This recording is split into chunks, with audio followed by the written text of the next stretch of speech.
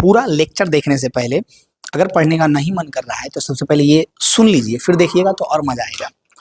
जो कि खासकर आप लोगों के लिए लिखे हैं कि कलम को घिसकर तलवार बनाओ फिर देखो, कलम को घिसकर तलवार बनाओ फिर देखो, मेहनत को अपने हथियार बनाओ फिर देखो, देखो कि समाज में सफलता कितनी जरूरी है, एक बार विजय का पातार लहराओ फिर देखो। इस दुनिया में पैसे का मान सबसे बढ़कर है, इस दुनिया में पैसे का मान सबसे बढ़कर है, यकीन नहीं है तो पैसे ना कमाओ फिर देखो। हेलो स्टूडेंट्स, आप सभी को एजी एजुकेशन में बहुत बहुत स्वागत है। तो एजी एजुकेशन जो आपके लिए फ्री ऑफ कॉस्ट सभी सब्जेक्ट का तैयारी करवाएगा, सभी ऑब्जेक्टिव एकदम ऐसा ऑब्जेक्टिव हम लेकर के आ रहे हैं इस साल के स्टूडेंट्स के लिए कि डायरेक्ट एग्जाम में वही ऑब्जेक्टिव रहेगा, उससे बाहर कुछ नहीं रहने वाला है। तो इससे पहले अगर आप मेरा मैथ का ऑब्जेक्टिव सीरीज नहीं देखे हैं तो फटाक से जाकर के देखिए, और अगर आप मैथ का ऑब्जेक्टिव सीरीज देख चुके हैं तो फटाक से आइए यहाँ पे, और यहाँ पे हम लोग करने वाले हैं फिजिक्स को धूम धड़ाका से एकदम सॉल्व। और इस वीडियो में हम करेंगे फिजिक्स का चैप्टर 1 और 2, जिसका नाम क्या है, जिसका नाम है प्रकाश का प्रवर्तन और अपवर्तन। प्रकाश का प्रवर्तन किसी में, प्रवर्तन अपवर्तन किसी में एक ही चैप्टर है, किसी में अलग अलग है। तो हम दो टॉपिक बोल देते हैं आपको कि इसमें टोटल 95 ऑब्जेक्टिव होगा जो रिलेटेड होगा प्रकाश का प्रवर्तन और प्रकाश का अपवर्तन से। तो अगर आप ये वीडियो देख लेते हैं तो उसके बाद आपको एक भी ऑब्जेक्टिव नहीं छूटने वाला है एग्जाम में, खास करके ये दोनों चैप्टर से। और इस फिजिक्स के ऑब्जेक्टिव सीरीज में हम पूरा का पूरा फिजिक्स के चैप्टर का ऑब्जेक्टिव करवाएंगे। इसका नाम लिखेंगे हम लोग, इसका प्लेलिस्ट आप जाकर के खोज सकते हैं, जिसमें हम लिखेंगे साइंस ऑब्जेक्टिव सीरीज, जिसमें फिजिक्स का सभी चैप्टरों वाइज ऑब्जेक्टिव सीरीज, केमिस्ट्री का ऑब्जेक्टिव पूरा एकदम चैप्टर वाइज सीरीज। तो ये वीडियो खास करके पढ़ने लिखने वाले बुतरों के लिए होने वाला है, पढ़ने लिखने वाले स्टूडेंट्स के लिए होने वाला है। वैसे स्टूडेंट्स जो चाहते हैं कि हर एक चैप्टर वाइज अलग से ज़्यादा सोर्स ना एकदम एक इकट्ठे बोले कि हाँ इतने क्वेश्चन है, इतना कर लो, इतना में से ही आएगा, उस स्टूडेंट के लिए है कि आपको ज़्यादा इधर उधर करने का कोई ज़रूरत नहीं पड़ेगा। बस फटाक से ये वीडियो देखिएगा तो आपका चैप्टर 1, 2 यानी प्रवर्तन और अपवर्तन कंप्लीट होने वाला है। उसके बाद अगला वीडियो जब लाएंगे उसमें मानव नेत्र कंप्लीट होने वाला है। साथ में इसमें बहुत सारे क्वेश्चन वे इंक्लूडिंग है जो पिछले वर्ष पूछे जा चुके हैं, 2008 से लेकर के अभी तक जो क्वेश्चन पूछे जा चुके हैं, जो क्वेश्चन अधिकतम बार रिपीट हो चुके हैं, और जिस क्वेश्चन से संभावना है कि इससे घुमा करके कैसे पूछ सकता है वो क्वेश्चन होंगे। साथ में जो 2025 में सेंटअप एग्जाम हुआ है उसका भी क्वेश्चन हम इसमें इंक्लूड किए हैं। तो अगर आप मात्र एक ये वीडियो देखते हैं तो आपका कितना चीज़ कंप्लीट होने वाला है। फर्स्ट ऑफ ऑल कंप्लीट हो जाएगा क्वेश्चन बैंक, सेकेंड कंप्लीट हो जाएगा पूरा topic wise objective, third complete हो जाएगा आपका सेंटअप एग्जाम का ऑब्जेक्टिव। समझ में आया? हम लोग बिना देरी किए, बिना विलम्ब किए करते हैं लेक्चर को स्टार्ट, और आप लोग सिर्फ बने रहिए और फटाफट कमेंट में आंसर बनाते जाइए, बताते जाइए, और हर एक ऑब्जेक्टिव को कोशिश कीजिए दिमाग में छापे, जो तरीका बताएंगे उस तरीका से याद रखने की कोशिश कीजिएगा। फटाक से हम आ जाते हैं अपने रेस में, और पहला क्वेश्चन से शुरुआत करते हैं। कहते हैं ना, first impression is a last impression. अगर आपका पहला इंप्रेशन जो है वही आपके लिए हमेशा के लिए वही फिक्स हो जाता है। तो पहला क्वेश्चन का आंसर आप किस प्रकार से देते हैं, आप सही दीजिएगा तो हम समझेंगे कि सबका सही दीजिएगा, और पहला अगर आपका गलत होगा तो हम समझेंगे कि सबका गलत होगा। पहला क्वेश्चन है हमारे पास कि प्रवर्तन के नियम से निर्धारित होता है। प्रकाश के प्रवर्तन का नियम जरूर पढ़े होंगे, अगर नहीं पढ़े होंगे तो याद रखिएगा। प्रकाश के प्रवर्तन का 2 नियम होता है कि जो हम ये अभिलंब होता है, ये आपतित किरण होता है, ये प्रवर्तित किरण होता है। जो हमारा आपतन कोण होता है, जो हमारा आपतन कोण होता है वही प्रवर्तन कोण होता है। कोण I इज इक्वल टू कोण R आप लोग पढ़े होंगे, नहीं पढ़े हैं क्या? नहीं पढ़े हैं क्या? कोण I इज इक्वल टू कोण R होता है, यानी कि आपतन कोण प्रवर्तन कोण के बराबर होता है। प्रवर्तन कोण अपवर्तन देखिए आ गया, यहाँ पे कंफ्यूज नहीं होना है, ज़्यादा भावुक होकर के गड़बड़ी यहीं पे होता है। क्या बोल रहा है? प्रवर्तन का नियम दे दिया है यहाँ पे अपवर्तन। बताइए ये ऑप्शन होगा? कभी नहीं होगा। ये ऑप्शन होगा? कभी नहीं होगा। आपतन कोण, विचलन कोण तो इसमें कोई लेना देना ही नहीं है, इनमें से कोई नहीं होगा। क्या होगा कि आपतन कोण, कोण I जो है कोण R के बराबर होगा। समझ में आया? बहुत इंपॉर्टेंट क्वेश्चन है, हमेशा कहीं ना कहीं ये पूछता है। आपतन कोण किसके बराबर होगा? परावर्तन कोण के बराबर होगा। ये था हमारा क्वेश्चन नंबर फर्स्ट। अब देखिए question number second. Question number second क्या कह रहा है? क्वेश्चन नंबर सेकंड कह रहा है प्रकाश तरंग का उदाहरण है। सबसे पहली बात, ये क्वेश्चन 2017 में पूछा गया है और भी पीछे कई बार पूछा जा चुका है ये क्वेश्चन, और संभावना है कि इस बार भी पूछी जाएगी कि प्रकाश तरंग का उदाहरण है। प्रकाश तरंग का उदाहरण क्या है? तो अगर आप यहाँ से पढ़े रहिएगा तो फटाक से बताइएगा कि क्या है, और नहीं पढ़े रहिएगा, सिर्फ कोर्स वोर्स खरीदे के चक्कर में, इधर से उधर टाइम बर्बाद करने के चक्कर में है, तो आपसे एक भी क्वेश्चन नहीं बनने वाला है। तो फटाक से ध्यान दीजिए और बताइए कि प्रकाश तरंग किसका उदाहरण है? ध्वनि तरंग का, कि विद्युत चुंबकीय तरंग का, कि पाराबैंगनी तरंग का, कि इनमें से कोई नहीं? फटाक से इसका आंसर कमेंट में फेंक के मारिए कि कैसा तरंग है। तो आपको याद रखना है कि प्रकाश जो है विद्युत चुंबकीय तरंग है। हमारा आंसर नंबर बी हो जाएगा। प्रकाश कैसा तरंग है? तो बोलिएगा प्रकाश विद्युत चुंबकीय तरंग है। हमारा आंसर नंबर कौन सा हो जाएगा? हमारा आंसर नंबर बी हो जाएगा। बताइए कोई दिक्कत है इसमें? इस क्वेश्चन में कोई दिक्कत है? दूसरा के बाद तीसरा नंबर क्वेश्चन पे गौर फरमाइए। कह रहा है दर्पण के सामने किसी भी दूरी पर स्थित वस्तु का प्रतिबिंब सीधा प्रतीत होता है तो वह दर्पण है। कह रहा है कि दर्पण के सामने जब हम कोई भी वस्तु को, मान लो ये दर्पण है, कौन सा दर्पण है अगर अभी तक हम लोगों को नहीं पता है, तो कह रहा है कि कोई भी वस्तु को अगर हम किसी भी दूरी पर रखते हैं, यहाँ कहीं पर भी रखते हैं, यहाँ, तो कहता है कि सीधा प्रतीत होता है प्रतिबिंब। तो ये कौन सा दर्पण में हो सकता है? केवल समतल में, केवल उत्तल में, केवल अवतल में, या फिर या तो समतल अथवा उत्तल दोनों में? समतल या उत्तल दोनों में कौन ऐसा दर्पण है? आप जब कॉन्सेप्ट अच्छा से पढ़े होंगे, नहीं पढ़े होंगे तो हम जो बोलते हैं वो याद रखिएगा, अगर पढ़े होंगे तो आपके दिमाग में ये बात आ रहा होगा कि कौन ऐसा दर्पण है जिसमें प्रतिबिंब सीधा प्रतीत होता है। कोई भी दूरी पे रखो, हमेशा के हमेशा क्या बनेगा? सीधा बनेगा उसका प्रतिबिंब। क्या बनेगा? सीधा बनेगा प्रतिबिंब। तो सुबह सुबह आप एकदम हीरो वाला चेहरा देख करके आ रहे होंगे, मिरर में अपना चेहरा देख करके जरूर आ रहे होंगे, तो आपके घर में जो दर्पण लगा हुआ होगा 99% चांस है कि वो समतल दर्पण होगा। यानी कि कौन सा दर्पण में? समतल दर्पण में। याद रहेगा? बताइए याद रहेगा आपको? याद रहेगा कि नहीं रहेगा जो बताइए। चौथा नंबर क्वेश्चन को फटाक से देखिए। कह रहा है निम्नलिखित में किस माध्यम में प्रकाश की चाल सबसे अधिक होती है? किस माध्यम में प्रकाश की चाल सबसे अधिक होती है? दो माध्यम सबसे पहले हम बताए थे। एक बोले थे जिसका कण बहुत करीब करीब हो, उसको हम लोग बोले थे कि सघन माध्यम कहेंगे। क्या कहेंगे? सघन माध्यम कहेंगे। सघन यानी बहुत घना होगा।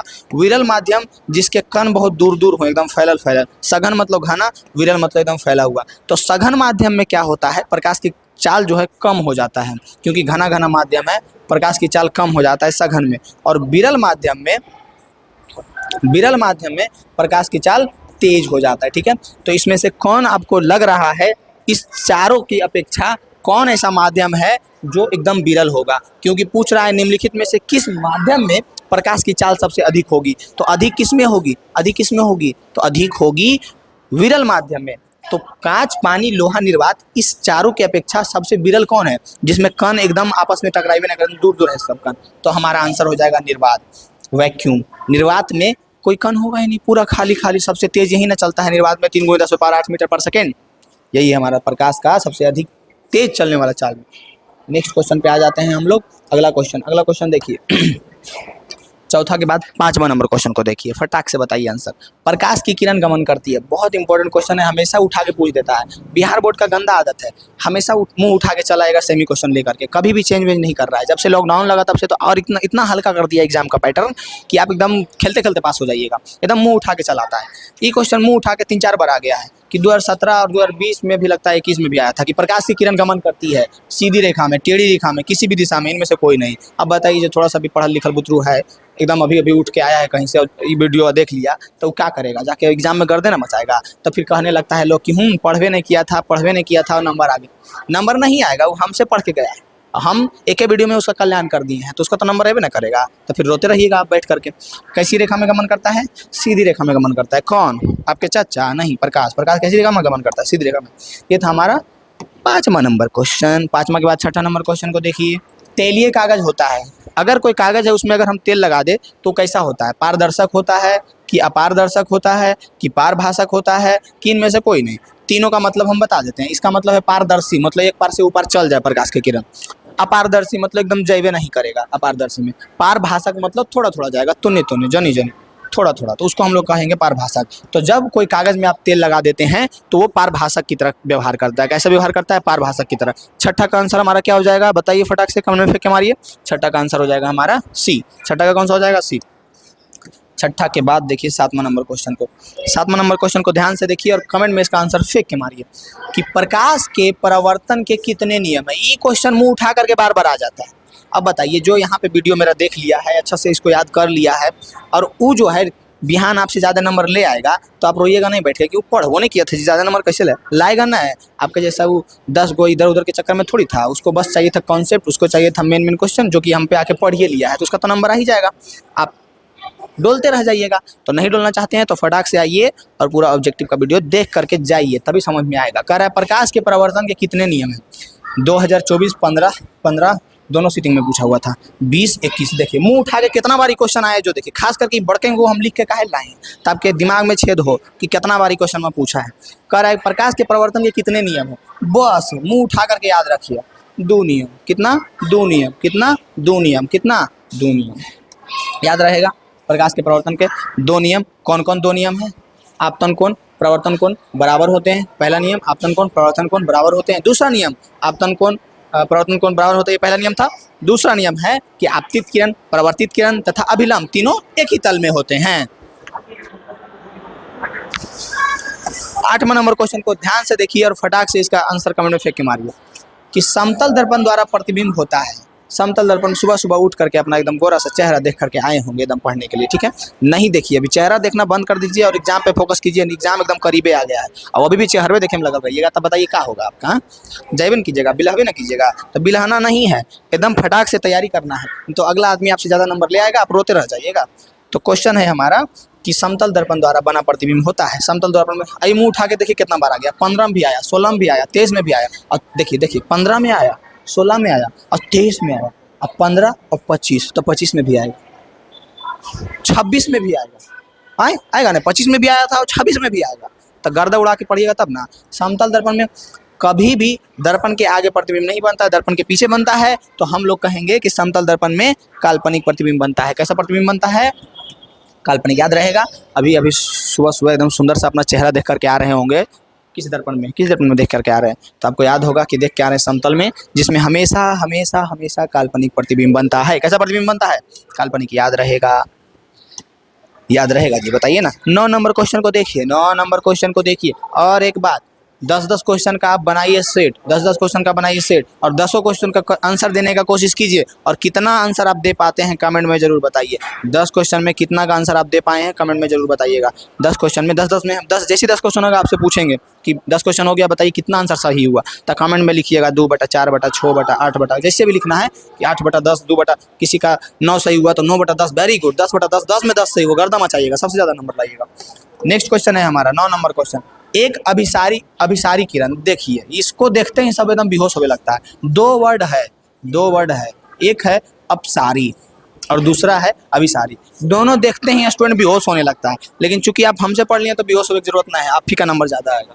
अभिसारी किरण पुंज समतल दर्पण पर आपतित होती है। कहाँ पे आपतित होती है? अभिसारी किरण पुंज समतल दर्पण पर आपतित होती है, तो परावर्तित किरण पुंज होगी। जैसे कि समतल दर्पण के क्या रूल है कि जैसे आया वो वैसी जाओ, ये अभिलंब है, जैसे आया वो वैसी जाओ। लेकिन इसमें एक ट्विस्ट ला दिया है। कौन सा ट्विस्ट ला दिया है? इसमें एक ट्विस्ट ला दिया है कि कह रहा है कि अभिसारी किरण पुंज। तो सबसे पहली बात ये सुनो, ये दोनों के बारे में हम बताएंगे अब सारी अभिसारी किरण, लेकिन पहली बात ये सुनो कि समतल दर्पण के नियम की है कि जैसे अला बउआ वैसी जीवा। बात है को जो क्लियर, हमरा कोई लेना देना तोहरा से हको नहीं। जैसे आप आए हैं एकदम वैसी चुपचाप जाइए, आपसे हमको कोई मतलब लेना देना नहीं है।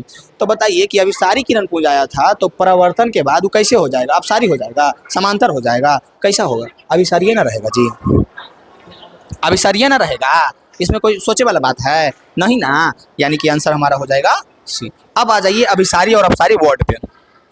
अपसारी, इस वर्ड का मतलब समझाते हैं आपको।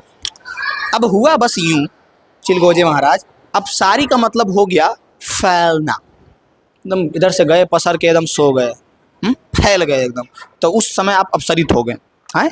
इधर से गए घर पढ़ लिख करके और एकदम पसर के सो गए, या फिर अभी आप वीडियो देख रहे हो कहीं पे पसर के देख रहे होंगे एकदम फैल के, तो वो हो गया अपसरित, वो हो गया अपसरित। अब जैसे देख लिए कि रूम में एंट्री हो रहा है पापा मम्मी दादा दादी नाना नानी के, तो डर से एकदम तुरंत सिकुड़ के बैठ गए बेंचवा पे, एकदम पढ़े लगे, तो एकदम सिकुड़ गए, तो वो कोची हो गए? अभिसरित हो गए। कुछ हो गए, अभिसरित हो गए, एकदम एकदम गोल मोले से बैठ गए, बड़ी डर लग रहा है यार।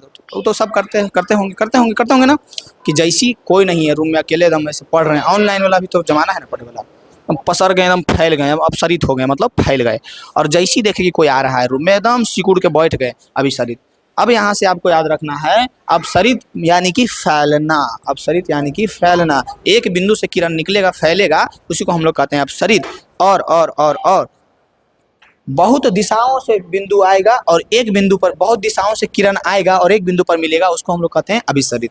याद रहेगा, कब आप फैलते हैं, कब आप सिकुड़ते हैं, याद रहेगा, याद रहेगा।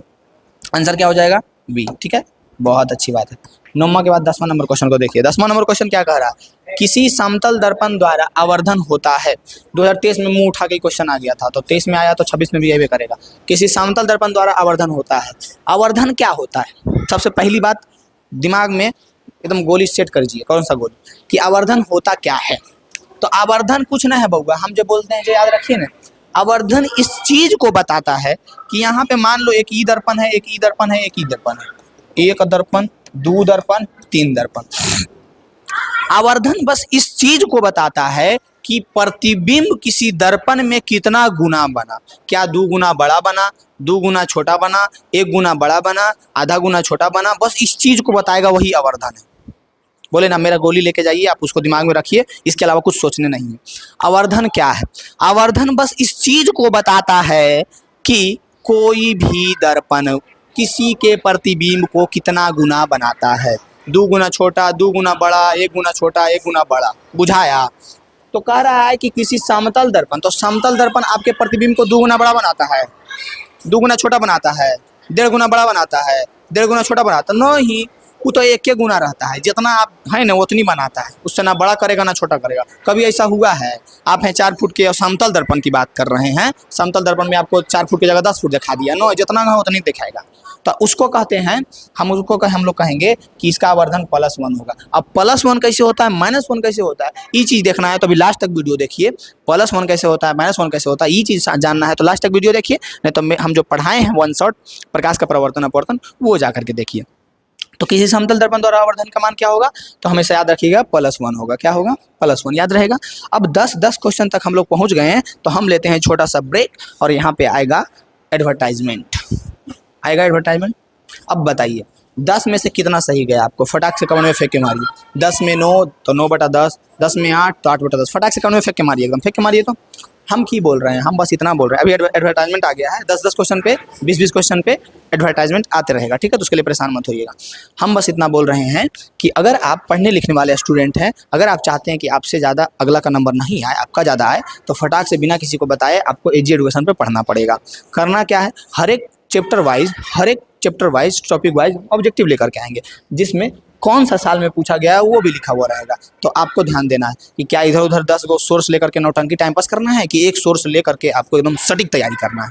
तो सटीक तैयारी करना है, एजी एजुकेशन को, अमित गौरव एजुकेशन को सब्सक्राइब कीजिए। लोगों देख लीजिए, ऐसा ना रहेगा, एकदम सब्सक्राइब कर लीजिए और पूरा का पूरा ऑब्जेक्टिव का गर्दा मचाइए, पूरा का पूरा सब्जेक्टिव का गर्दा मचाइए। जा करके देखिए, एकदम गर्दा वीडियो 250, 300, 500 वीडियो एकदम डाला हुआ है, एकदम गर्दा मचाइए जा करके। एडवर्टाइजमेंट हुआ खत्म। अब आइए 11 नंबर क्वेश्चन की ओर।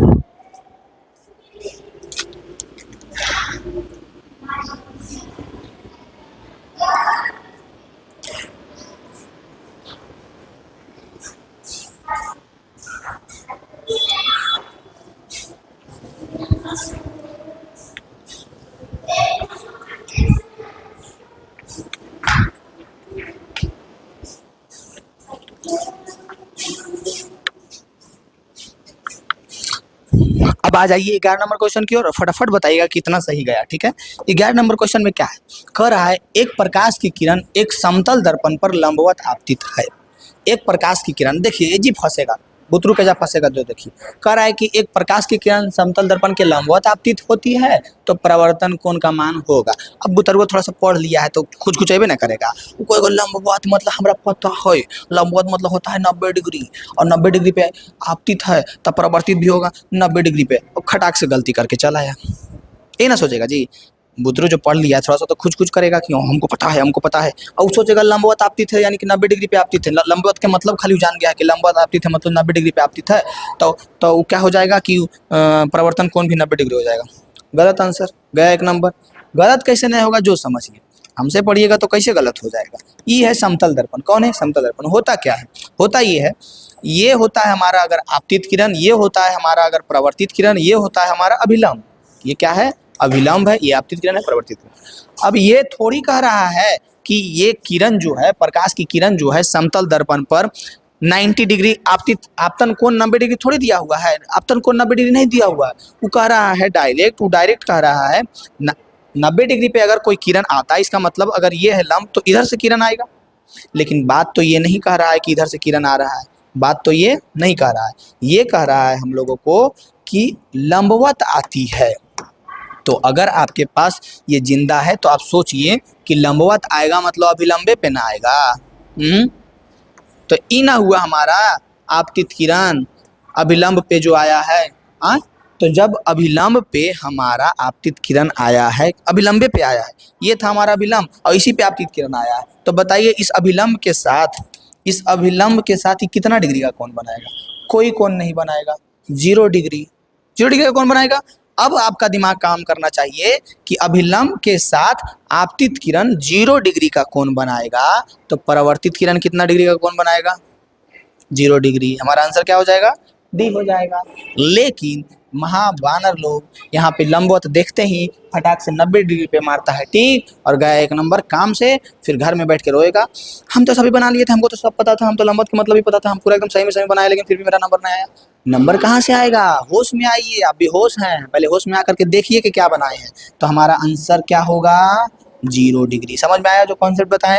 नहीं आया तो जा करके देखिएगा बड़ा वाला वीडियो, एकदम बढ़ के रहेगा 3 घंटा वाला अमित गौरव एजुकेशन पे, तो एक बात ये समझ में आ जाएगा, मेहनत करके समझाएं। नेक्स्ट क्वेश्चन है हमारा 12 नंबर क्वेश्चन। गोलीय दर्पण के फोकसांतर एवं वक्रता त्रिज्या के बीच संबंध है।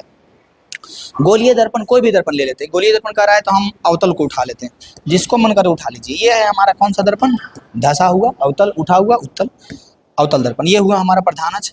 इसमें यहाँ पे होता है फोकस, फोकस के दुगना पर होता है आर, फोकस के दुगना पर होता है आर।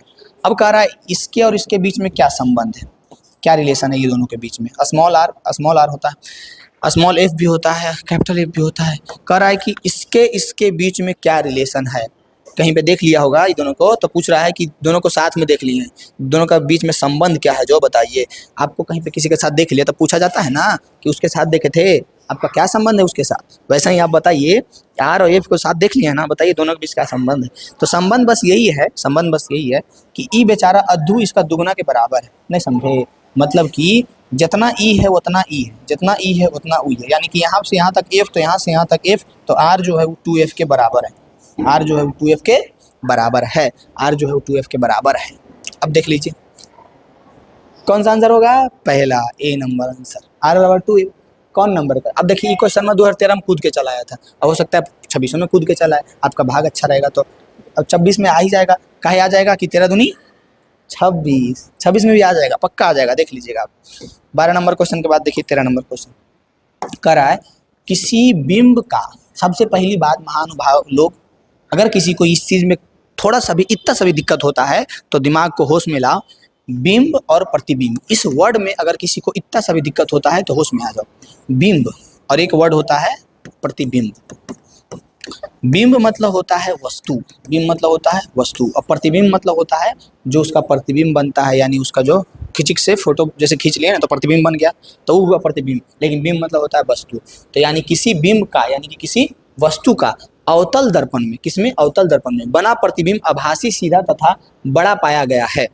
अवतल दर्पण में सबसे पहले हम 6-7 सिचुएशन में जब प्रतिबिंब को बनाते हैं तो उसमें मात्र एक ही सिचुएशन ऐसा आता है, जब अवतल दर्पण में मात्र एक ही ऐसा सिचुएशन आता है जो कि अभी रट लीजिएगा, और ये क्वेश्चन हमेशा कूद के चलाता है। देखिए 24 में आया, 13 में आया, और 13 दूनी 26, 26 में भी आएगा, हमेशा कूद के आ जाता है। और एक ही सिचुएशन है जब अवतल दर्पण में आभासी, सीधा तथा बड़ा प्रतिबिंब पाया गया है, तो वस्तु की स्थिति कहाँ? मात्र एक ही स्थिति है, एक ही स्थिति है जब वस्तु जो का प्रतिबिंब बनेगा, वस्तु का जो प्रतिबिंब बनेगा वो आभासी, सीधा और बड़ा बनेगा। और कौन सा सिचुएशन है हम आपको ग्राफ के माध्यम से समझाते हैं।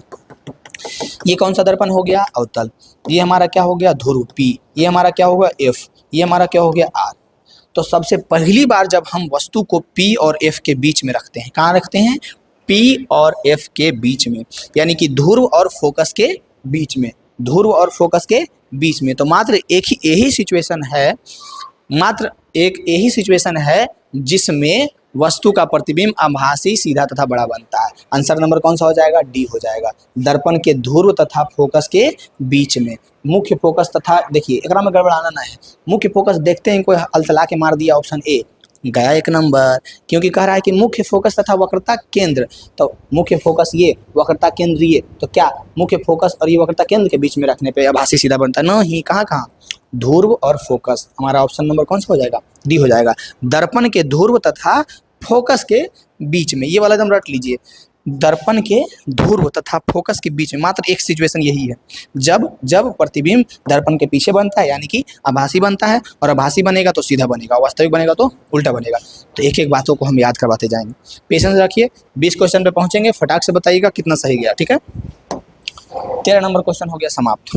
13 के बाद देखिए 14 नंबर क्वेश्चन 2015 में आ गया था। काल्पनिक प्रतिबिंब होता है। अब यहाँ से हम 4 क्वेश्चन बताते हैं आपको कि अगर कह दे वास्तविक, अगर कह दे वास्तविक प्रतिबिंब, तो हमेशा याद रखना है कि वास्तविक प्रतिबिंब उल्टा बनेगा। कैसा बनेगा? उल्टा। अगर कह दे वास्तविक तो हमेशा बनेगा उल्टा, अगर कह दे काल्पनिक तो हमेशा बनेगा सीधा। फिक्स है, इसको कोई नहीं बदल सकता, एकदम फिक्स है। जब भी कहे कि काल्पनिक प्रतिबिंब तो सीधा बनेगा, और जब भी कहे वास्तविक प्रतिबिंब तो उल्टा बनेगा। याद रहेगा या नहीं रहेगा? बिल्कुल याद रहेगा। ये था हमारा 14 नंबर क्वेश्चन। 14 के बाद पहुंच गए 15 नंबर क्वेश्चन। हम लोग आधा सफर की ओर पहुंच चुके हैं। हाँ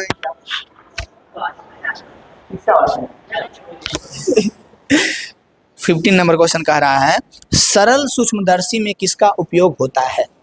सरल सूक्ष्मदर्शी एक उपकरण होता है, एकदम मुझको छोटे से छोटे चीज़ों देखे के लिए, उसमें कह रहा है किसका उपयोग होता है। सबसे पहली बात, दर्पण का उपयोग होता है कि लेंस का उपयोग होता है? जिसको ये बात क्लियर हो गया कि लेंस का उपयोग होता है, तो उसमें तो 2 ऑप्शन ऐसे काट देगा। अब बचा कि अवतल लेंस का उपयोग होता है कि उत्तल लेंस का उपयोग होता है। अब बचा कि अवतल लेंस का उपयोग होता है कि उत्तल लेंस का उपयोग होता है। तो यहाँ से आपको ये सोचना पड़ेगा कि कौन सा लेंस जो है सरल सूक्ष्मदर्शी में कोई चीज़ को यूज करेंगे किस लिए? उसमें बड़ा देखने के लिए। आए तो कौन सा आंसर हो जाएगा? उत्तल लेंस। याद रहेगा? याद रहेगा नहीं रहेगा? एकदम रिवीजन कीजिए, एकदम ऑब्जेक्टिव को एकदम फाड़ फाड़ के याद कीजिए, तब कुछ हो पाएगा, नहीं तो कुछ नहीं होगा जी। ऐसी झोला टांगिएगा, अब बोलिएगा उसका नंबर ज़्यादा कैसे आ गया, मेरा काहे नहीं आया? तो कहाँ से आएगा? वो हमसे पढ़ा था, आप नहीं पढ़े तो ऐसा नहीं करेगा ज़्यादा। सोच लीजिए, हजामत के लिए किस दर्पण का उपयोग किया जाता है? ये क्वेश्चन तो बार बार कूद के आ जाता है। 2024 में भी आ गया, 17 में आया था, अब 26 में आ जाए, कोई ठिकाना है? तब देख ले रहिएगा तब ना। हजामत बोले तो नाई के पास जब आप जाते हैं, नाई के पास जब जाते हैं ऐसे कीजिए, ऐसे करके पीछे कीजिए, पीछे करके भी देख सकते हैं, कोई दिक्कत नहीं है। हजामत के लिए किस दर्पण का उपयोग होता है? जब आप नाई के पास जाते हैं तो कह रहा है कि कौन सा दर्पण नाई यूज करता है, तो इसमें कंफ्यूजन कहियो नहीं रखना है। नाई की बात जैसा ही आएगा याद रखिएगा अवतल दर्पण का उपयोग करता है। किसका? अवतल दर्पण का। नाई के पास जब भी जाइएगा, यानी कि दाढ़ी वाड़ी बनाने की, बाल बनाने, तो हमेशा याद रखिएगा कौन सा दर्पण यूज होगा? अवतल दर्पण यूज होगा। कौन सा दर्पण यूज होगा? अवतल दर्पण यूज होगा। यूज वाला क्वेश्चन हमेशा 1-2 पूछता ही रहता है, इसमें हम सारा क्वेश्चन लेकर के आए हैं। यूज का बहुत सारा क्वेश्चन है, पेशेंस रख करके आपको पूरा वीडियो देख करके जाना है, तब समझ में आएगा। हजामत के लिए अवतल दर्पण, हजामत के लिए अवतल दर्पण। 17 नंबर क्वेश्चन है, सर्च लाइट का परावर्तक सतह। घर में टॉर्च है तो टॉर्चवा के जाके देखिए, उसके अंदर वाला सतह जो है वो कैसा रहता है? क्या वो उत्तल रहता है यानी उठल रहता है, अवतल रहता है यानी धसल रहता है, समतल रहता है, इनमें से कोई नहीं? जो बताइए इसका आंसर। आप टॉर्च को घर में देखिए, टॉर्च होगा, टॉर्च को देख करके बताइए। टॉर्च में बीचे में बॉल लगल होगा, बीचे में छोटे को ऐसे छत्ती को बॉल लगल होगा, लेकिन उसके आसपास चारों तरफ चमकीली सतह होगा, वही दर्पण होगा। तो कौन सा दर्पण है? जो बताइए, उत्तल है, अवतल है, कौन सा है? फटाक से कान में फेंक के मारिए कि उत्तल है, अवतल है, कौन सा? तो आप उसको देखिए कि बीच में ऐसे रखा हुआ है बॉल और चारों तरफ से ऐसे कवर है, तो ये क्या है? धसा हुआ है, अवतल दर्पण है। कौन सा दर्पण है? अवतल दर्पण। आपको नहीं विश्वास है तो जाइए फटाक से गर्दा के जाके मांगिए टॉर्च और देखिए उसमें कौन सा दर्पण है, अवतल दर्पण होगा। ये था हमारा 17 नंबर क्वेश्चन। बढ़ते हैं 18 नंबर क्वेश्चन की ओर। 18 नंबर क्वेश्चन कह रहा है कि दंत विशेषज्ञ किस दर्पण का उपयोग मरीजों के दांत के बड़ा प्रतिबिंब देखने के लिए किया जाता है? अवतल दर्पण होगा। दंत विशेषज्ञ जो है, डेंटिस्ट जो है, कैसा मिरर यूज करता है? याद रखना है, अवतल दर्पण यूज करता है। याद रहेगा कि नहीं? रहना तो पड़ेगा जी, नंबर आप ही का आएगा। हमसे पढ़ लिए हैं, नंबर आप ही का आएगा। समय। एक प्रयोग किया गया जिसमें अवतल दर्पण द्वारा किसी बिंब का प्रतिबिंब एक पर्दे पर प्राप्त किया जाता है। किसी बिंब का प्रतिबिंब किसमें? अवतल दर्पण में। दर्पण की फोकस दूरी का निर्धारित करने के लिए प्रयोगकर्ता को मापने की जरूरत है। बहुत गहराई से क्वेश्चन पूछा है, और अगर आप इसका खाली आंसर रट के जा रहे हैं मतलब महागधा बुड़वक हैं। इसके गहराई में जाकर के आपको बातों को समझना पड़ेगा, तब आपको आंसर बताइएगा तो बहुत बेहतर रहेगा, समझ पाइएगा। कह रहा है एक अवतल दर्पण है, और अवतल दर्पण में किसी बिंब का प्रतिबिंब एक पर्दे पर प्राप्त किया गया है। किसी बिंब का प्रतिबिंब जो है पर्दे पर प्राप्त किया गया है, तो दर्पण की फोकस दूरी को निर्धारित करने के लिए प्रयोगकर्ता को मापने की जरूरत है। दर्पण तथा पर्दे की फोकस, दर्पण तथा पर्दे के बीच की दूरी, दर्पण तथा बिंब के बीच की दूरी ए और बी दोनों। तो जब भी ऐसा बात आया है बउआ, जब भी ऐसा बात आया कि एक अवतल दर्पण में कोई वस्तु का प्रतिबिंब एक पर्दे पर प्राप्त किया जाना है, तो दर्पण की फोकस दूरी को निर्धारित के लिए क्या मापेंगे? तो दर्पण तथा पर्दे के बीच की दूरी को भी मापना पड़ेगा, और दर्पण तथा बिंब के बीच की दूरी को भी मापना पड़ेगा। दोनों के मापे पड़ेगा बउआ, बात है जो क्लियर है। इसको इस तरह से याद रखिएगा। कोई भी दर्पण है, जैसे इसमें अवतल दर्पण है, तो बिंब का प्रतिबिंब एक पर्दे पर प्राप्त किया जाता है, तो दर्पण की फोकस दूरी को निर्धारित करने के लिए प्रयोगकर्ता को मापने की जरूरत क्या है? तो दर्पण तथा पर्दे के बीच की दूरी को भी और दर्पण तथा बिंब के बीच की दूरी को भी। आंसर ए और बी दोनों होगा। कोई दिक्कत है बउआ? नहीं है। तो बढ़ते हैं अगला क्वेश्चन की ओर। 20 नंबर क्वेश्चन की ओर आ गए हैं। इस क्वेश्चन का आंसर बताइए और फटाक से आप चेक कीजिए कि आपका कितना सही गया है। अगर आप एक अच्छे स्कोर पे हैं, 7+ पे हैं, तो आप अच्छा खासा पोजीशन पे हैं। नहीं है तो याद कीजिए एक एक करके। कह रहा है यदि किसी बिंब के प्रतिबिंब का आवर्धन ऋणात्मक है तो उस प्रतिबिंब की प्रकृति क्या होगी? अब आ जाइए, हम जो शुरू में वादा किए थे कि आवर्धन कब निगेटिव होता है और समतल दर्पण का +1 पॉजिटिव क्यों हुआ, तो पूछ रहा है कि आवर्धन प्रतिबिंब का प्रकृति ऋणात्मक कब होगा? वास्तविक में, वास्तविक सीधा में, वास्तविक उल्टा में, आभासी सीधा में, आभासी उल्टा में, किस में होगा जो बताइए। इसमें तो 2 ऑप्शन ऐसे आप छाट सकते हैं कि 2 को गलत है। 2 ऑप्शन को तो ऐसे ही छाट सकते हैं कि 2 को गलत है, और किसको छाट सकते हैं वो आप देखिए। सबसे पहली बात, कभी भी हम बोले हैं कि प्रतिबिंब जब वास्तविक बनेगा तो उल्टा बनेगा, सीधा नहीं बनेगा। कहाँ दिख रहा है ये गधा हवा? वास्तविक सीधा तो हो ही नहीं सकता। दूसरी बात, हम हमेशा बताए हैं कि आभासी बनेगा तो वो सीधा बनेगा, उल्टा कहीं नहीं बनेगा। अब आ जाइए इस बात पे कि यदि किसी बिंब के प्रतिबिंब का आवर्धन ऋणात्मक है, आवर्धन कैसा है? ऋणात्मक है, तो उस प्रतिबिंब की प्रकृति क्या होगी? तो जब भी आवर्धन जो है, कोई भी प्रतिबिंब का जब बिंब बनेगा उसका आवर्धन जब भी ऋणात्मक होगा, तो कन्फर्म है कि वो दर्पण के आगे प्रतिबिंब बना होगा, और दर्पण के आगे बनेगा तो यानी कि वास्तविक बना होगा, यानी उल्टा बना होगा। अब इस बात को आपको याद रखना पड़ेगा, इस बात को गहराई से आपको याद रखना पड़ेगा कि यदि किसी बिंब के प्रतिबिंब का आवर्धन ऋणात्मक है, यदि किसी बिंब के प्रतिबिंब का ऋणात्मक है, आवर्धन ऋणात्मक है, तो उसकी प्रकृति वास्तविक और उल्टा होगा, और धनात्मक रहेगा तो आभासी और सीधा। बोले थे ना, वादा कर दिए हम पूरा। अभी आगे बहुत मज़ेदार चीज़ों को बताने वाले हैं। अब आप लोग, आया है एक छोटा सा ब्रेक, बताइए फटाफट क्या कितना सही आया। इस 10 में आपका कितना सही आया फटाक से कमेंट में फेंक के मारिए। कितना आया? 9 आया है, वेरी गुड। 8 आया है, वेरी गुड। 7 आया है, वेरी गुड। 6 आया है, चलो ठीक है, मेहनत करो। 5 आया, चलो और मेहनत करो। 0 आया है, देखो तो अगल बगल में चुल्लू भर पानी होगा, इसे लो, नाक डुबाओ और बोलो ओम नमः शिवाय। कोई बात नहीं, मेहनत करो। अब आ जाओ 21 नंबर क्वेश्चन की ओर। निम्नलिखित में से कौन उत्तल दर्पण की फोकस दूरी है जिसकी वक्रता त्रिज्या 32 सेंटीमीटर है? सबसे पहली बात, उत्तल दर्पण कह दिया है, तो उत्तल दर्पण का फोकस दूरी इधर होता है, जो कि ऑलवेज पॉजिटिव होता है। उत्तल दर्पण का फोकस दूरी जो है हमेशा पॉजिटिव होता है। तो निगेटिव वाला तो नहीं होगा, इसमें भी निगेटिव लगा देते हैं। निगेटिव वाला तो नहीं होगा। -16 -8 तो नहीं होगा। अब +8 और +16 में कौन होगा? तो एक बात बताइए, क्या है? वक्रता त्रिज्या दिया हुआ है। क्या है? उत्तल दर्पण की वक्रता त्रिज्या दिया हुआ है, R दिया हुआ है 32, R दिया हुआ है 32। कितना दिया हुआ है? R दिया हुआ है 32। तो R 32 दिया हुआ है, तो फॉर्मूला क्या होता है? R बराबर 2F, या फिर F बराबर R/2 होता है। तो F बराबर R के जगह पे रखेंगे 32/2, कट गया 16, जो कि पॉजिटिव में होगा, निगेटिव में नहीं होगा। क्योंकि उत्तल दर्पण का जो फोकस दूरी है वो हमेशा क्या होता है, पॉजिटिव होता है, और अवतल दर्पण का फोकस दूरी वो निगेटिव ऋणात्मक होता है। यानी आंसर हमारा कौन सा हो जाएगा, आंसर हमारा सी हो जाएगा, +16 सेंटीमीटर। 21 नंबर क्वेश्चन हुआ समाप्त। 21 के बाद देखिए 22 नंबर क्वेश्चन। 21 के बाद देखिए 22 नंबर क्वेश्चन। 22 नंबर क्वेश्चन में कह रहा है किसी दर्पण का उपयोग पश्च दृश्य दर्पण के रूप में किया जाता है, कौन सा दर्पण होगा। पश्च दृश्य का मतलब सबसे पहले समझना है आपको, पश्च दृश्य मतलब पीछे देखने के लिए, हाँ समझे। पश्च दृश्य मतलब कोई दर्पण को कोई भी वाहन में पीछे देखने के लिए उपयोग किया जाता है, तो वो कौन सा दर्पण होगा। अब बताइए कौन ऐसा दर्पण है, कौन ऐसा दर्पण है जो एरिया ज़्यादा कवर करेगा, एरिया ज़्यादा कवर करेगा, एरिया ज़्यादा कवर करेगा, और एरिया ज़्यादा कवर करेगा और साथ में वस्तुओं को बड़ा दिखाएगा, ठीक है। क्योंकि अच्छा एक बात बताइए, आप अभी अब आंसर खुद आप बता दीजिएगा, इसका आंसर आप खुद बता दीजिएगा, हम खाली बता देते हैं आपको छोटा सा चीज़। अवतल दर्पण का काम है, अवतल दर्पण का काम क्या है, अवतल दर्पण का काम है कि बहुत सारा एरिया कवर करना। लेकिन उत्तल दर्पण का काम क्या है, उत्तल दर्पण का काम है कि चीज़ों को बड़ा दिखाना, मतलब कि दूरियों में है ना तो बड़ा दिखेगा। तो जब आप बाइक चला रहे हैं तो क्या आपको, जब आप बाइक चला रहे हैं तो क्या आपको पीछे का बहुत ज़्यादा एरिया देखना है, लेकिन कामे भर देखना है, बड़ा देखना है, जब बताइए। तो आप बोलिएगा कि थोड़ा थोड़ा बड़ा तो देखना है ना जी, हाँ बड़ा तो देखना है।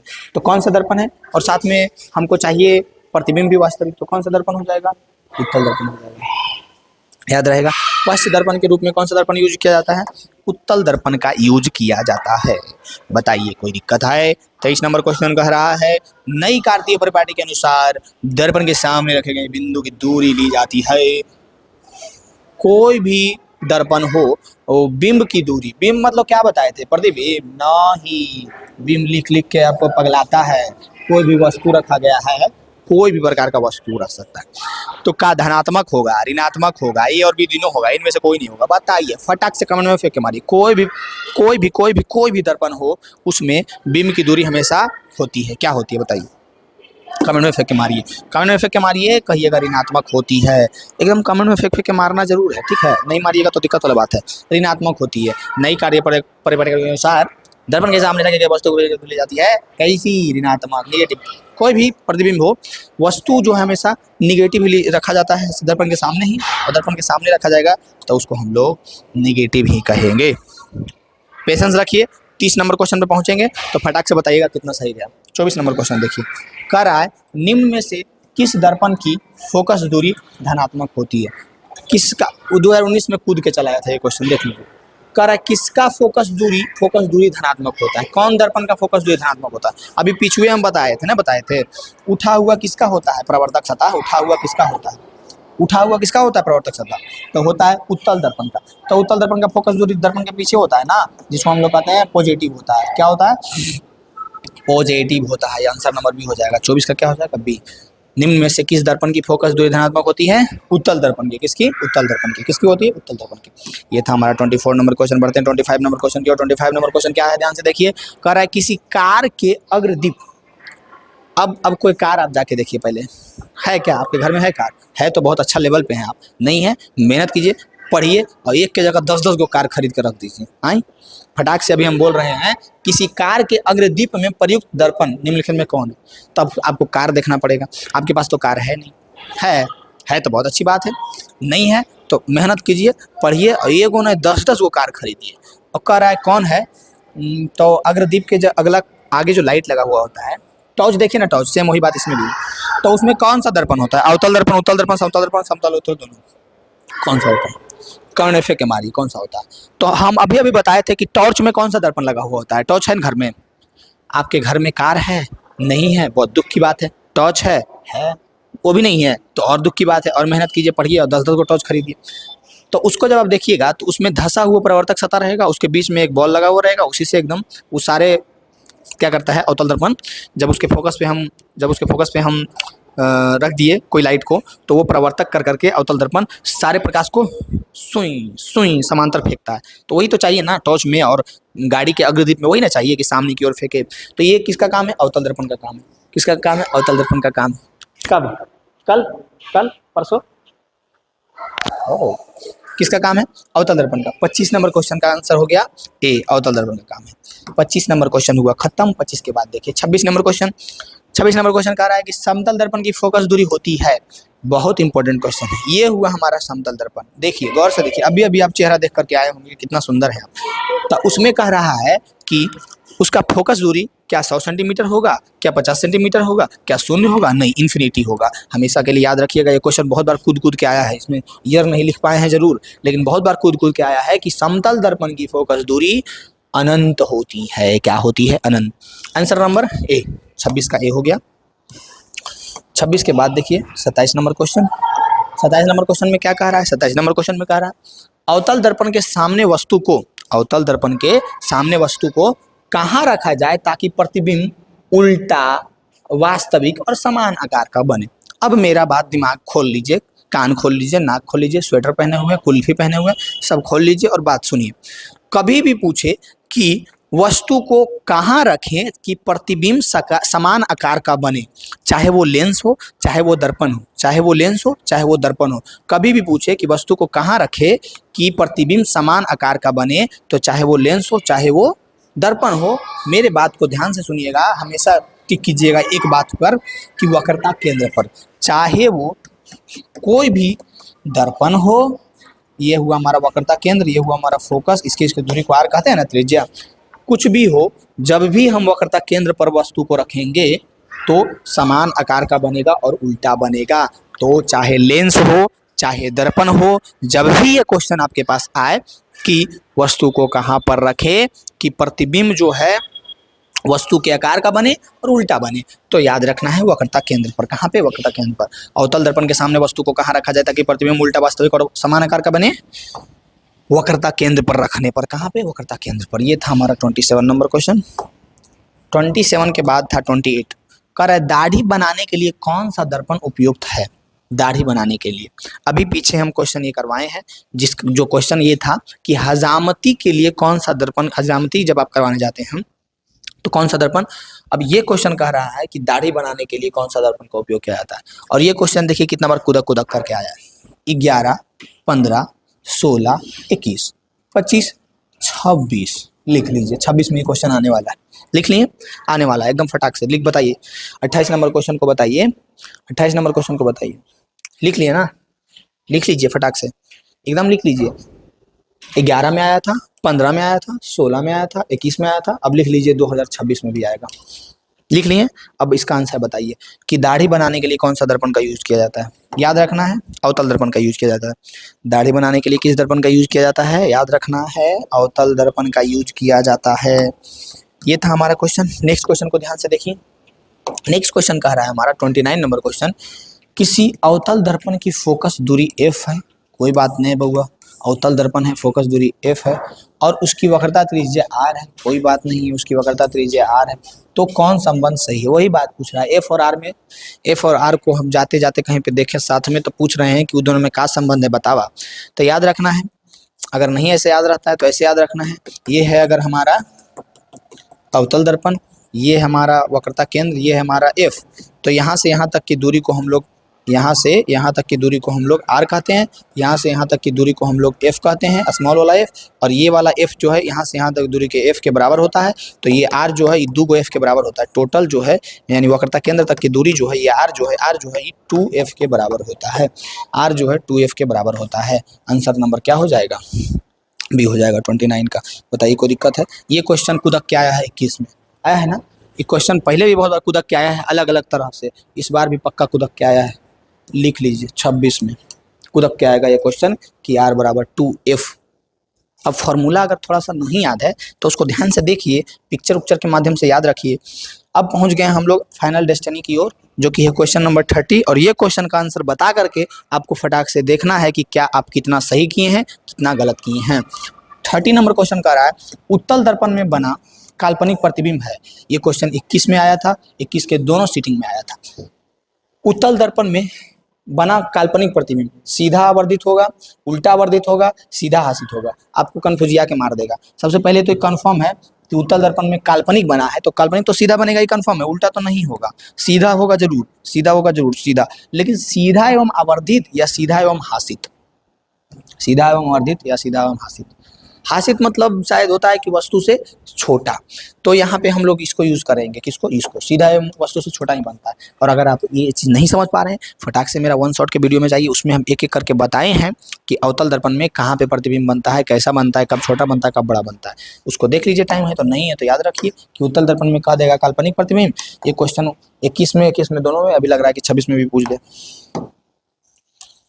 ये था हमारा 30 नंबर क्वेश्चन। 30 के बाद 31 नंबर क्वेश्चन को देखिए। कह रहा है किस दर्पण से हमेशा वस्तु से छोटा प्रतिबिंब प्राप्त होता है।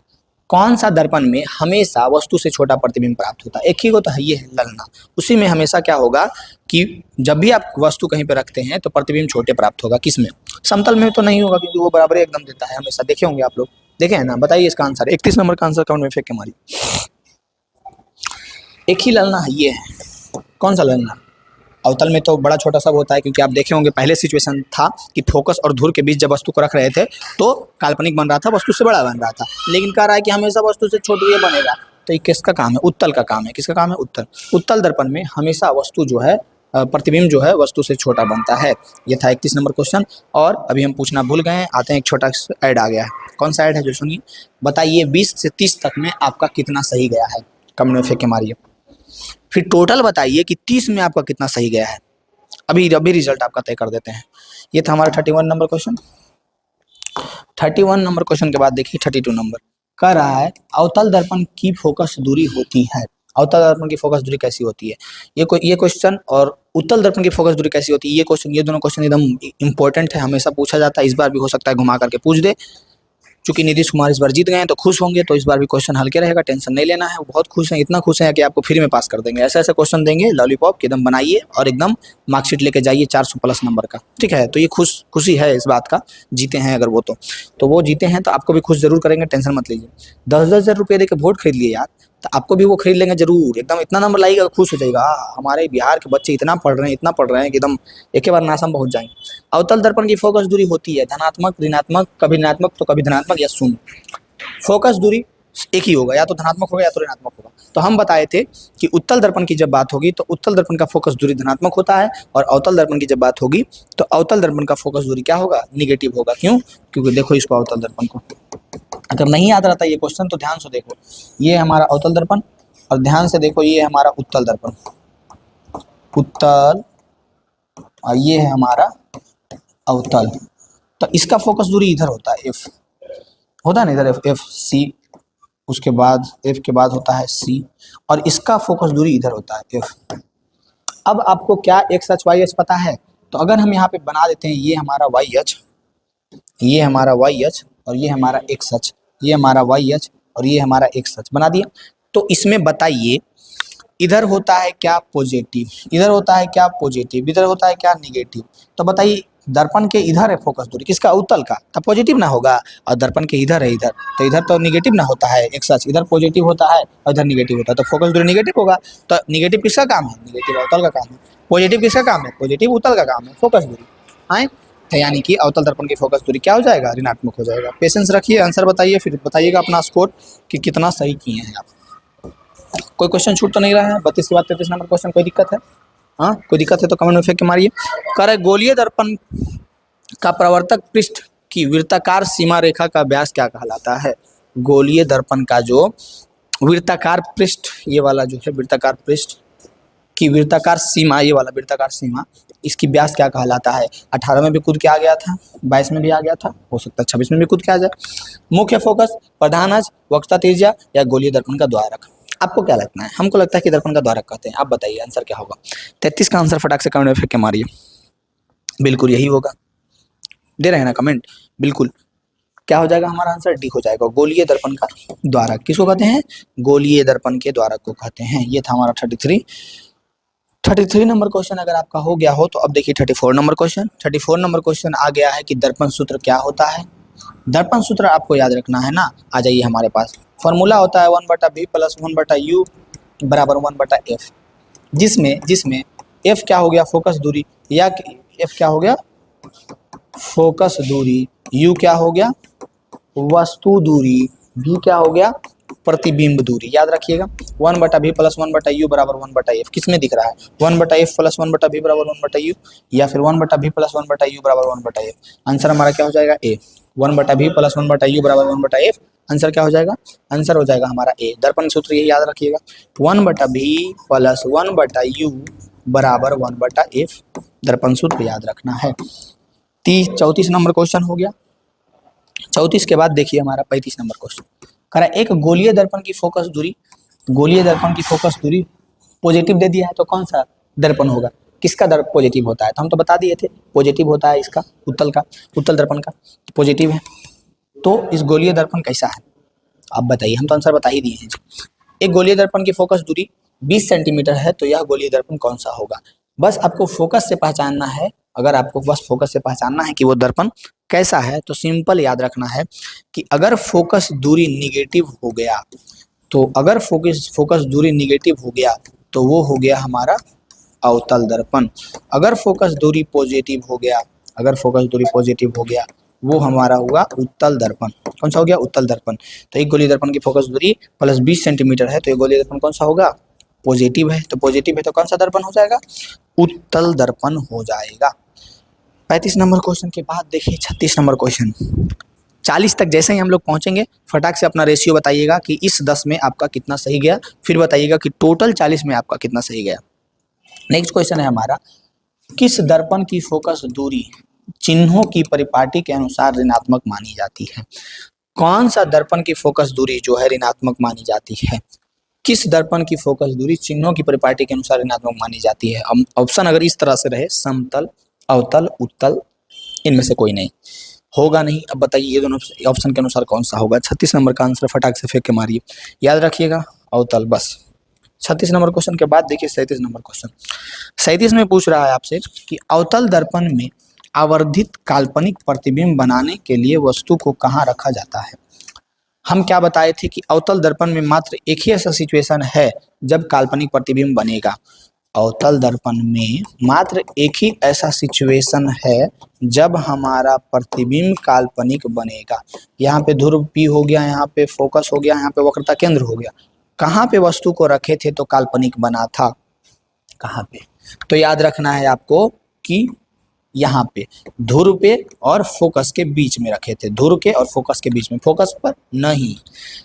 पहले कौन ऑप्शन नहीं होगा इसको भी देख लिया कीजिए, फोकस पर नहीं, वक्रता केंद्र से नहीं, वक्रता केंद्र और फोकस नहीं, फोकस और ध्रुव के बीच। ऑप्शन नंबर क्या हो जाएगा, ए हो जाएगा। 37 का ऑप्शन नंबर ए हो जाएगा। 37 के बाद देखिए 38 नंबर क्वेश्चन कह रहा है, निम्नलिखित में से किस दर्पण द्वारा किसी वस्तु का आभासी प्रतिबिंब मिल सकता है। यहाँ पे आपका 3 ऑप्शन दिया है, कौन, समतल दर्पण, उत्तल दर्पण, अवतल दर्पण, समतल दर्पण, उत्तल दर्पण, अवतल दर्पण। और कह रहा है किस दर्पण द्वारा आभासी प्रतिबिंब मिलेगा, किसके द्वारा आभासी मिलेगा, समतल के द्वारा, उत्तल के द्वारा, अवतल दर्पण से, या इनमें से सभी से। आभासी पूछ रहा है, आभासी। तो अगर किसी भी दर्पण में एक भी सिचुएशन में आभासी बन रहा है तो वो भी इस कैटेगरी में आ जाएगा। अगर कोई ऐसा दर्पण है जिसमें ज्यादातर काल्पनिक बन रहा है, ज्यादातर वास्तविक बन रहा है, लेकिन एक भी सिचुएशन ऐसा है जब उसमें प्रतिबिंब हमारा अगर आभासी बन रहा है, तो ये इस कैटेगरी में आ जाएगा। तो सबसे पहली बात, समतल में तो काल्पनिक बनता ही है, उत्तल में भी काल्पनिक बनता है, और अवतल में भी एक सिचुएशन ऐसा होता है जब काल्पनिक बनता है। यानी आंसर हमारा क्या हो जाएगा, इनमें से सभी। 38 का आंसर क्या हो जाएगा, डी, इनमें से सभी। समतल में भी बनता है, उत्तल में तो बनता ही है, अवतल में जब वस्तु ध्रुव और फोकस के बीच में होता है तो हमारा प्रतिबिंब कैसा बनता है, आभासी, यानी कि काल्पनिक बनता है। 38 नंबर क्वेश्चन के बाद देखिए 39 नंबर क्वेश्चन कह रहा है कि फोकस दूरी 20 सेंटीमीटर के अवतल दर्पण की वक्रता त्रिज्या क्या होगी। फोकस दूरी दिया हुआ है 20 सेंटीमीटर, 20 सेंटीमीटर अवतल दर्पण है। सबसे पहली बात अवतल दर्पण है, तो अवतल दर्पण है तो निगेटिव होगा, ठीक है। यहाँ पे निगेटिव नहीं दिया है, ऑप्शन में गड़बड़ाया है। अगर दिया हुआ रहता तब आप निगेटिव लेकर के चलते तो अच्छा रहता। तो फोकस दूरी 20 सेंटीमीटर है, तो वक्रता त्रिज्या क्या होगी, तो आर क्या होगा, तो आर बराबर 2f होता है, 20 गुने 2 तो क्या हो जाएगा 40। आंसर हमारा कौन हो जाएगा, आंसर हो जाएगा 40 सेंटीमीटर, 39। आंसर क्या हो जाएगा 40 सेंटीमीटर। तो अगर इसमें ऑप्शन में अगर दिया हुआ रहता +40 और -40, तो हम लोग -40 को लगाते हैं। क्यों? क्योंकि ये फोकस दूरी जो ये 20 सेंटीमीटर दिया है, ये 20 नहीं बल्कि -20 होगा। -20 होगा, r बराबर 2f होगा, -20 गुणित 2 करेंगे तो -40 सेंटीमीटर करेंगे। तो ये कब ध्यान देंगे हम लोग? जब ऑप्शन में माइनस दिया हुआ रहेगा तब। सिर्फ प्लस दिया हुआ है तो हम लोग प्लस को चुपचाप लेकर के चलेंगे, 20 गुणित 40 यानी कि 40 सेंटीमीटर हो जाएगा। ठीक है, तो ये ध्यान तब देना है। अब ये चौथा राउंड का क्वेश्चन नंबर 40 हो गया। अब यहाँ से आपका आप खुद का रेशियो बताइए कि 40 क्वेश्चन में आप सबसे पहले तो 30 से 40 में कितना सही हुआ, इसका रेशियो। दूसरा, अब ये बताइए कि अभी तक 1 से 40 में आपका कितना क्वेश्चन सही हुआ है। क्वेश्चन है हमारे पास, आँख नाक गला के चिकित्सा। आँख नाक कान मुंह नाक कान जब भी आप जाइएगा तो दिखाने के लिए, तो वहाँ पे जो दर्पण का उपयोग किया जाता है वो कौन सा दर्पण रहता है? क्या उत्तल होता है, क्या समतल होता है, क्या अवतल होता है, कौन सा दर्पण होता है? ये क्वेश्चन हमको लगता है बहुत बार रिपीट हुआ है। पीछे भी इस क्वेश्चन को घुमा घुमा करके अलग तरीका से पूछा जा चुका है। इस क्वेश्चन को घुमा घुमा करके पीछे भी बहुत बार पूछा जा चुका है। हाँ, पीछे लगता है दो से तीन बार पूछा जा चुका है। 2 से 3 बार पूछा जा चुका है। ऑप्शन में हम थोड़ा सा गड़बड़ी करते हैं। कौन सा गड़बड़ी? ये ऑप्शन जो है हमारा बी 2 नहीं, ये सी है हमारा, ये है हमारा सी। अब बताइए ऑप्शन के अनुसार हमारा आंसर कौन सा होगा। क्वेश्चन है कि आँख नाक गला के चिकित्सा द्वारा उपयोग में लाया जाने वाला दर्पण कौन सा है? उत्तल समतल अवतल, इनमें से कोई नहीं। कौन सा होगा याद रखना है। कौन सा दर्पण? अवतल दर्पण। आँख नाक कान मुंह गला दांत जो भी दिखाना है जाकर के दिखाइए डॉक्टर से, कोई दिक्कत नहीं है। तो कौन सा दर्पण यूज करेगा? अवतल दर्पण। कौन सा दर्पण यूज होता है उसमें? अवतल दर्पण यूज होता है। ये था हमारा 40 नंबर क्वेश्चन। 40 के बाद है 41 नंबर क्वेश्चन। कह रहा है उत्तल दर्पण में आवर्धन का महत्तम मान है।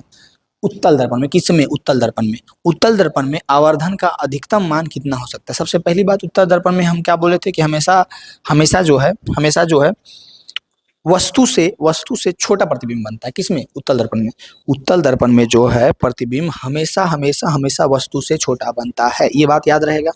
अगर हम क्या बोले थे, समतल दर्पण में कैसा उसका आवर्धन कितना होता है? समतल में अगर हम बोले थे कि समतल में आवर्धन जो है वो +1 बोले थे, तो यानी कि वो बराबर बन रहा था। वस्तु के जब बराबर बनेगा तो आवर्धन 1 होगा, लेकिन 1 से जैसे ही छोटा हुआ यानी कि वस्तु से के आकार से छोटा बन रहा है प्रतिबिंब का आकार, वस्तु के आकार से प्रतिबिंब का आकार छोटा बन रहा है, तब हमारा आवर्धन का मान 1 से कम होगा। और समतल में बराबर होता है वस्तु का आकार प्रतिबिंब के आकार से, इसलिए आवर्धन का मान 1 होता है। तो हम तो अभी आपको हिंट दे रहे हैं, उत्तल दर्पण में आवर्धन का मान, उत्तल दर्पण में वस्तु से प्रतिबिंब छोटा बनता है तो आवर्धन का मान 1 से छोटा होगा। 1 से छोटा कौन सा है? 2 है 1 से छोटा, 1 है 1 से छोटा, अनंत है 1 से छोटा नहीं। 1/2 हमारा आंसर हो जाएगा। Answer number C 1/2। 41 के बाद देखिए 42 नंबर क्वेश्चन। रेशियो आप 40 नंबर क्वेश्चन पे जरूर भेज दीजिएगा कि हाँ इतना में इतना सही गया, इतना में इतना सही गया, फटाक से। अब बताइए कि अवतल लेंस द्वारा प्राप्त प्रतिबिंब होता है।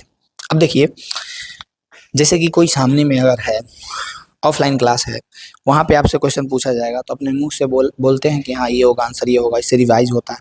तो ऑनलाइन में तो अभी बोलिएगा तो ठीक है, वो रिपीट कीजिएगा खुद से तो याद होगा, लेकिन उसके अलावा अगर आप अपने अंगुलियों का यूज थोड़ा सा कर देते हैं टाइप करके कमेंट में कि हाँ इतना, इससे इतना आंसर है, इतना आंसर है, ये है, ये है, ये है, जो भी रेशियो पूछते हैं बता देते हैं, तो उससे क्या होगा, दिमाग में एक सिग्नल जाएगा कि हाँ ये हम टाइप किए थे। कि क्या टाइप किए थे? कि अवतल लेंस द्वारा प्रतिबिंब होता है छोटा सीधा आभासी, इनमें से सभी क्या होता है?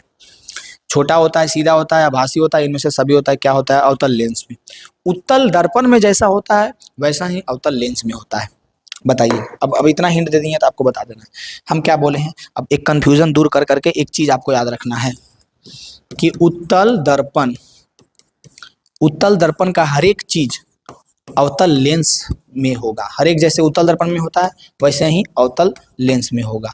और इसी के विपरीत जैसा जैसा हर एक चीज अवतल दर्पण में होगा वैसा ही हर एक चीज उत्तल लेंस में होगा। ये दोनों का कॉम्बिनेशन है।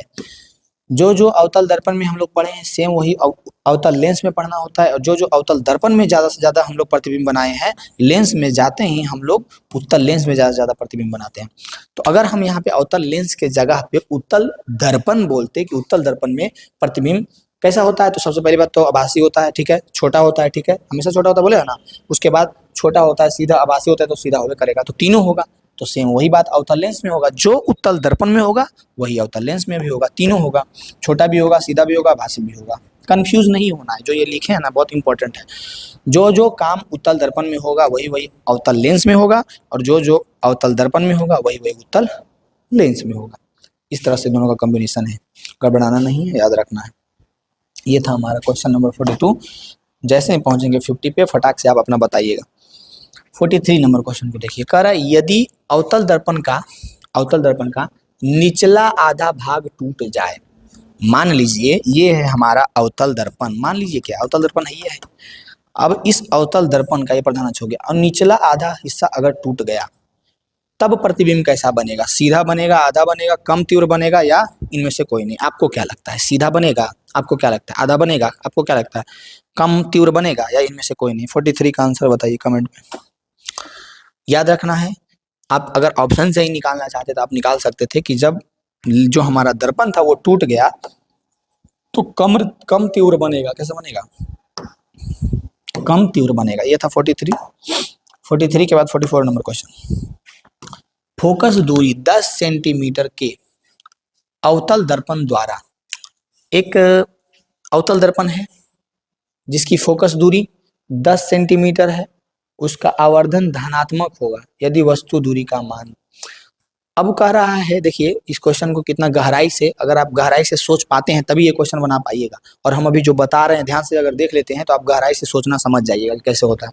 कह रहा है फोकस दूरी अवतल दर्पण है, ठीक है, देख लो ये है हमारा अवतल दर्पण। तो इस अवतल दर्पण में यहाँ हो गया हमारा F, यहाँ हो गया हमारा C, यहाँ से यहाँ तक की दूरी F, यहाँ से यहाँ तक की दूरी स्मॉल f, फोकस दूरी।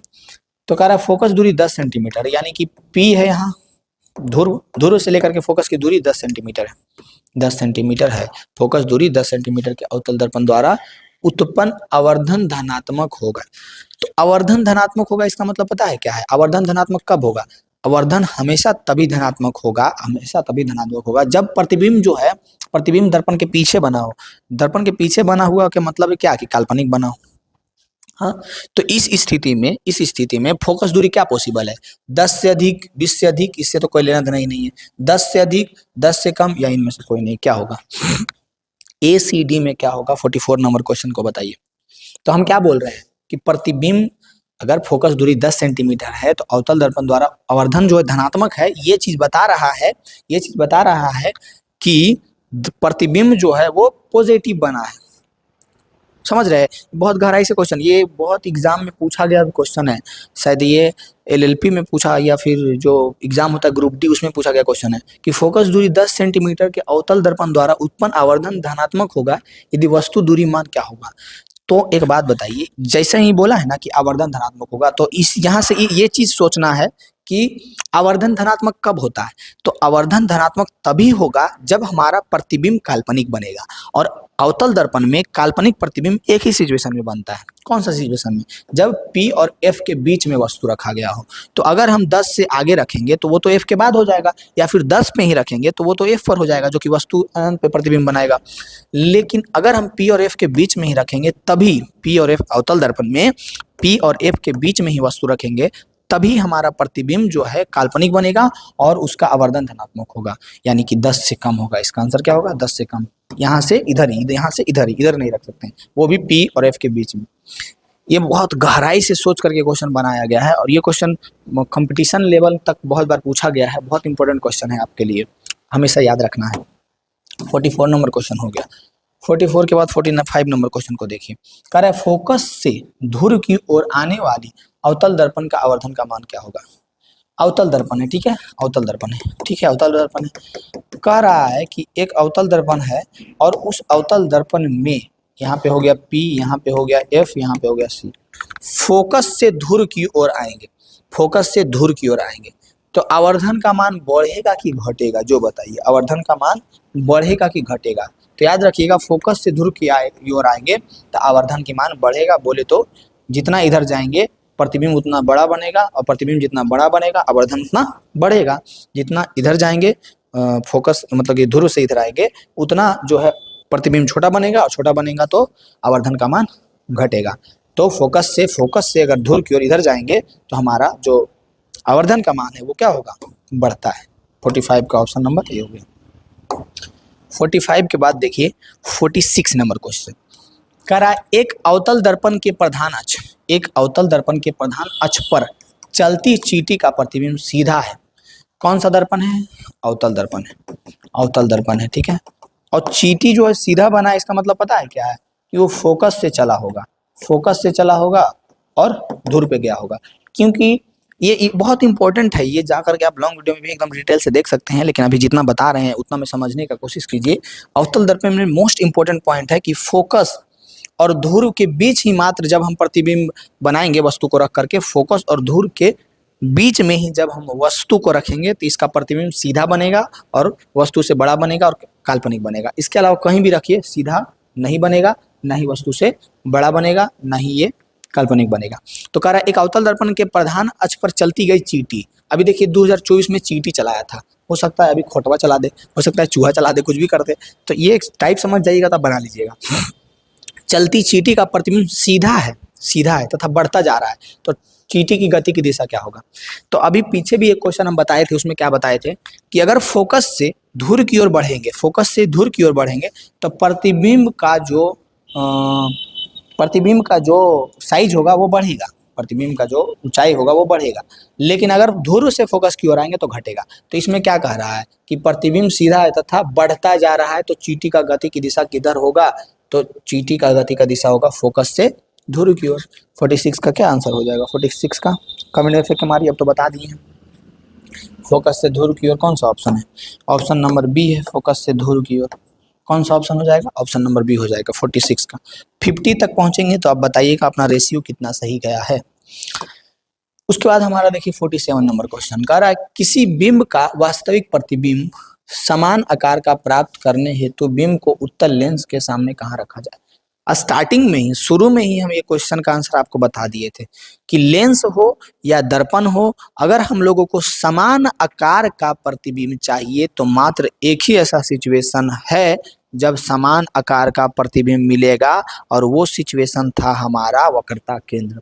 अगर हम वक्रता केंद्र पर वस्तु को रखेंगे, अगर हम वक्रता केंद्र पर वस्तु को रखेंगे तब हमारा प्रतिबिंब का साइज और वस्तु का साइज इक्वल होगा। और इसके अलावा कहीं भी रखिए तो प्रतिबिंब का साइज वस्तु के साइज यानी बिंब के साइज का इक्वल नहीं होगा।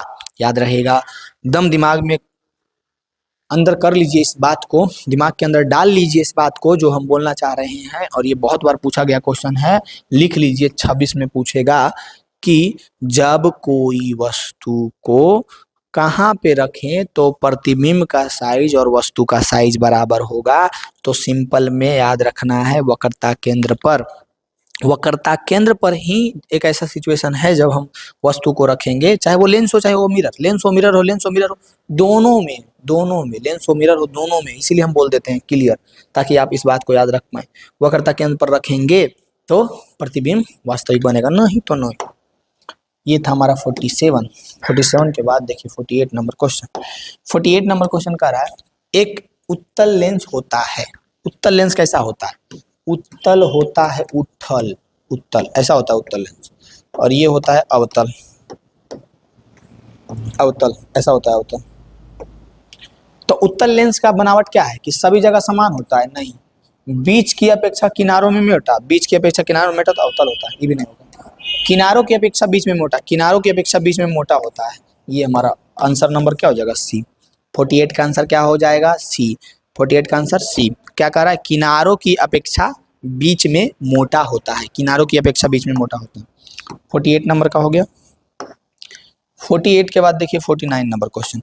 49 नंबर क्वेश्चन कह रहा है, किस लेंस के द्वारा सिर्फ काल्पनिक प्रतिबिंब बनता है। कौन ऐसा लेंस है जिसमें सिर्फ काल्पनिक प्रतिबिंब बनता है, कौन ऐसा दर्पण था, कौन ऐसा दर्पण था। अभी कॉम्बिनेशन हम बताते हैं, आपको मजा आ जाएगा, एकदम कंफ्यूज भी नहीं होइएगा। और दर्पण और लेंस जो भी क्वेश्चन पूछेगा गर्दा उड़ा दीजिएगा, खाली आप मेरी बात सुन लीजिए। हम क्या बोले थे कि जो काम उत्तल दर्पण में हुआ है वही सेम चीज अवतल लेंस में होगा, दोनों में। और जो काम अवतल दर्पण में हुआ था वही काम उत्तल लेंस में होगा। अब बताइए, दर्पण का तो आपको याद होगा कि कौन से दर्पण में हमेशा काल्पनिक प्रतिबिंब बनता था। तो आप कहिएगा उत्तल दर्पण में। कौन सा दर्पण में? उत्तल दर्पण में।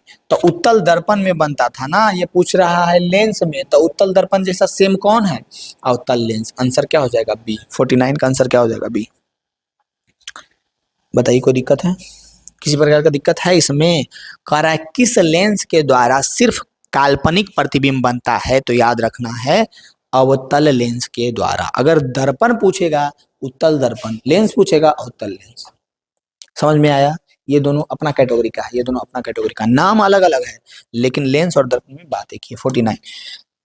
50 नंबर क्वेश्चन। 50 नंबर क्वेश्चन बहुत ही इंपॉर्टेंट है। इस बार के सेंटअप एग्जाम में भी ये क्वेश्चन पूछा है। सेंटअप का साइंस का, सेंटअप का साइंस का आप देख लीजिए क्वेश्चन निकाल करके, उसमें भी पूछा क्वेश्चन है, बहुत इंपॉर्टेंट है।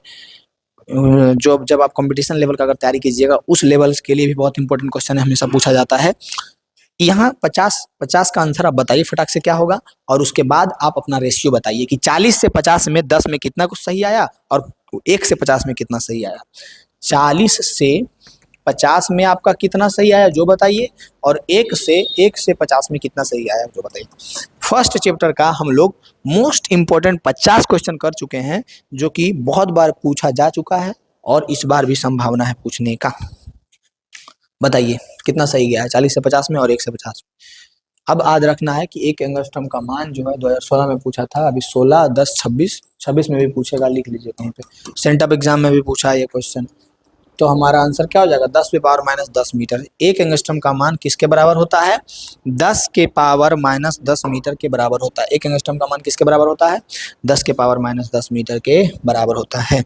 अगर आप 50 नंबर क्वेश्चन को बना पाए होंगे, तो अब बताइए 51 नंबर क्वेश्चन, जो कि बहुत इंपॉर्टेंट क्वेश्चन है, जो कि हमको स्टार्टिंग में ही पूछ लेना चाहिए था। क्वेश्चन है कि निर्वात में प्रकाश की चाल क्या होती है। सब सेम है, कोई अलगे नहीं है, सब एक जैसा दिखेगा आपको। एक जैसा दिख रहा है। 3 गुणे 10 पावर 8 मीटर पर सेकंड, 3 गुणे 10 पावर 8 सेंटीमीटर पर सेकंड, 3 गुणे 10 पावर 8 किलोमीटर पर सेकंड। बताइए तीनों में से आंसर कौन सा होगा? कमेंट में आंसर फेंक के मारिए कि निर्वात में प्रकाश की चाल क्या होती है। हमेशा याद रखना है 3 गुणे 10 पावर 8 मीटर पर सेकंड होता है। 3 गुणे 10 पावर 8 मीटर पर सेकंड होता है। अगर इसको किलोमीटर में बदलेंगे तो 10 पे पावर 3 से भागा देंगे, जो कि अगर किलोमीटर में होगा तो 3 गुणे 10 पे पावर 5 किलोमीटर पर आवर होगा। पर सेकेंड होगा, आवर नहीं, पर सेकेंड होगा। क्या होगा? 3 गुणे 10 पे पावर 5 किलोमीटर पर सेकेंड होगा। ठीक है, तो ये कब होगा? जब हम इसको हम लोग किलोमीटर में बदलेंगे तो ये पावर घट जाएगा 3, क्योंकि 1000 से भागा देंगे ना। ठीक है, लेकिन ये दिया गया है मीटर पर सेकंड में, तो 10 पावर 8 जो है मीटर पर सेकंड में होता है। याद रखना है 3 गुने 10 पावर 8 मीटर पर सेकंड होता है। याद रहेगा, 3 गुने 10 पावर 8 मीटर पर सेकंड होता है। याद रहेगा, 3 गुने 10 पावर 8 मीटर पर सेकंड होता है। ये था 51 नंबर क्वेश्चन। 51 नंबर क्वेश्चन के बाद देखिए 52 नंबर क्वेश्चन। एक उत्तल लेंस की फोकस दूरी 20 सेंटीमीटर। कौन सा लेंस है? उत्तल लेंस। उत्तल लेंस का फोकस दूरी कैसा होता है? उत्तल लेंस का फोकस दूरी 20 सेंटीमीटर दिया गया है, तो इसकी क्षमता क्या होगी? अच्छा, इसकी क्षमता पूछ रहा है। तो सबसे पहले आपको पता होना चाहिए, पावर पूछ रहा है, डायोप्टर में होगा। 1/f होता है, 1/f होता है, लेकिन f जो है ये मीटर में होना चाहिए। बात ये है कि f जो है मीटर में होना चाहिए। तो 20 सेंटीमीटर दिया हुआ है, 20 सेंटीमीटर दिया हुआ है, तो 20 सेंटीमीटर को अगर हम लोग मीटर में बदलेंगे, 20 सेंटीमीटर को मीटर में बदलेंगे तो 100 से भागा देंगे, 0 से 0 कटेगा, ये हो जाएगा हमारा 0.2 मीटर। 0.2 metre, 0.2 metre. अब हम लोग निकालते हैं पावर। पावर बराबर होता है 1/f। पावर बराबर होता है 1/f। f के जगह पे मीटर में हम लोग रखेंगे 0.2 को, 0.2 को। पॉइंट हटेगा, ऊपर 0 जाएगा, ऊपर नहीं जाएगा, नीचे जाएगा। देखिए फिर से बताते हैं आपको, ये हो जाएगा हमारा 1/0.2। ठीक है, पॉइंट हटेगा, ऊपर 0 जाएगा, 2 पचे के 10, पावर हो गया 5 डायोप्टर। पावर हो गया 5 डायोप्टर। पावर हो गया 5 डायोप्टर। कितना हो गया? 5 डायोप्टर। ऑप्शन तो एक ही है, ऑप्शन तो एक ही है। अब देखिए यहाँ से हम लोगों को एक बात याद रखना पड़ेगा, ये प्लस 5 डायोप्टर सिर्फ दिया हुआ था ऑप्शन में, लेकिन अगर एक और ऑप्शन दिया हुआ रहता -5 डायोप्टर, -5 डायोप्टर, तो बताइए कौन सा आंसर होता? हाँ, तो उत्तल लेंस का फोकस दूरी, उत्तल लेंस का क्षमता क्या होता है? उत्तल लेंस का क्षमता जो है वो पॉजिटिव होता है, यानी कि 5 डायोप्टर हो जाता है। और अवतल का पूछेगा तो आगे बताएंगे, अभी नहीं बताएंगे, एकदम बने रहिए हमारे वीडियो में, आगे देखिए बताते हैं। 52 नंबर क्वेश्चन हो गया। 52 के बाद देखिए 53 नंबर क्वेश्चन कह रहा है कौन सा लेंस अपसारी लेंस भी कहा जाता है। सबसे पहली बात, हम आपको अपसारी और अभिसारी का मतलब इस क्लास के स्टार्टिंग में ही बताए थे कि जब आप पसर जाते हैं तो उसको कहते हैं अपसरित होना। अपसारी, अपसारी मतलब क्या होता है, फैलना। आप एकदम पसर गए, फैल के सो गए, तो हम बोले थे ना अपसरित हो गए हैं। और अभिसारित मतलब होता है अभिसारी, मिलना, एक बिंदु पे कहीं दूर, हर एक जगह से आकर के एक जगह पे मिलना। तो कौन ऐसा लेंस है, कौन ऐसा लेंस है जो फैलाने का काम करता है। दोनों लेंस हम बना देते हैं। ये है हमारा कौन सा लेंस है, बताओ फटाक से, अवतल, और ये है हमारा उत्तल। तो कौन सा लेंस जो है अपसरित करता है, यानी कि कौन सा लेंस जो है फैलाता है। तो अगर हम बताए थे आपको, अगर हम इसमें प्रकाश की किरण ऐसे दिए तो इधर भागेगा, इसमें दिए तो इधर भागेगा, इसमें दिए तो इधर भागेगा, इसमें दिए तो, लेकिन उत्तल में ऐसे दिए तो यहाँ मिला देगा, उत्तल में दिए तो ऐसे मिला देगा, उत्तल में दिए तो ऐसे मिला देगा, उत्तल में दिए, यानी कि प्रकाश की किरण हम कहीं से भी दे रहे हैं, उत्तल में दे रहे हैं तो एक जगह पे मिला रहा है, लेकिन अवतल में दे रहे हैं तो अलग अलग जगहों पे फैला रहा है। यानी कि कौन सा लेंस अभी सारी फैलाएगा, कौन 23 में भी कूद गया था, 18 में भी कूद गया था, अब देखो 26 में कूद सकता है, ध्यान रखिएगा। कौन सा फैलाता है, तो याद रखना है अवतल लेंस। लेंस की बात है तो अवतल लेंस याद रहेगा। कौन सा लेंस जो है अपसरित करता है मतलब फैलाता है, तो आंसर याद रखना है अवतल लेंस, याद रहेगा। 53 के बाद देखिए 54 नंबर क्वेश्चन। 54 नंबर क्वेश्चन क्या है कि निम्न में से किस माध्यम में प्रकाश की चाल अधिक होगी।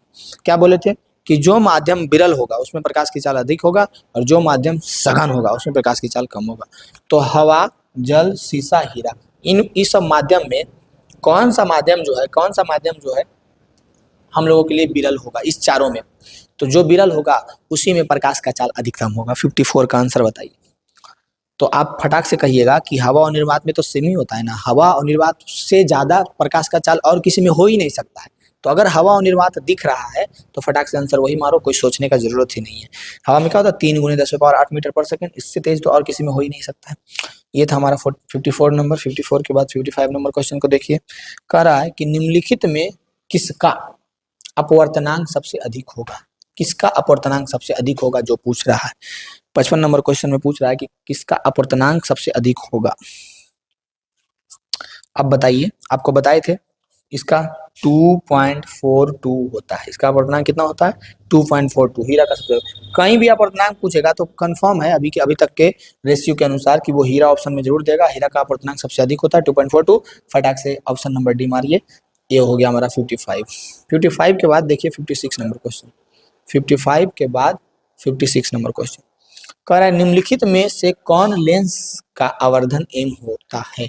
लेंस का आवर्धन m बराबर क्या होता है, m बराबर u बटा v, या u गुने v, या फिर u प्लस v, या फिर v बटा u। आवर्धन 56 नंबर क्वेश्चन का आंसर कमेंट में फेंक के मारिए। तो हमेशा याद रखना है कि m बराबर होता है v बटा u, m बराबर होता है v बटा u। कौन सा ऑप्शन हो जाएगा, ऑप्शन नंबर डी हो जाएगा। बताइए कोई दिक्कत है इस क्वेश्चन में। निम्नलिखित में कौन सा लेंस आवर्धन m होता है, तो v बाई u होता है। क्या होता है, v बाई u होता है। 56 हो गया। 56 के बाद 57 नंबर क्वेश्चन देखिए।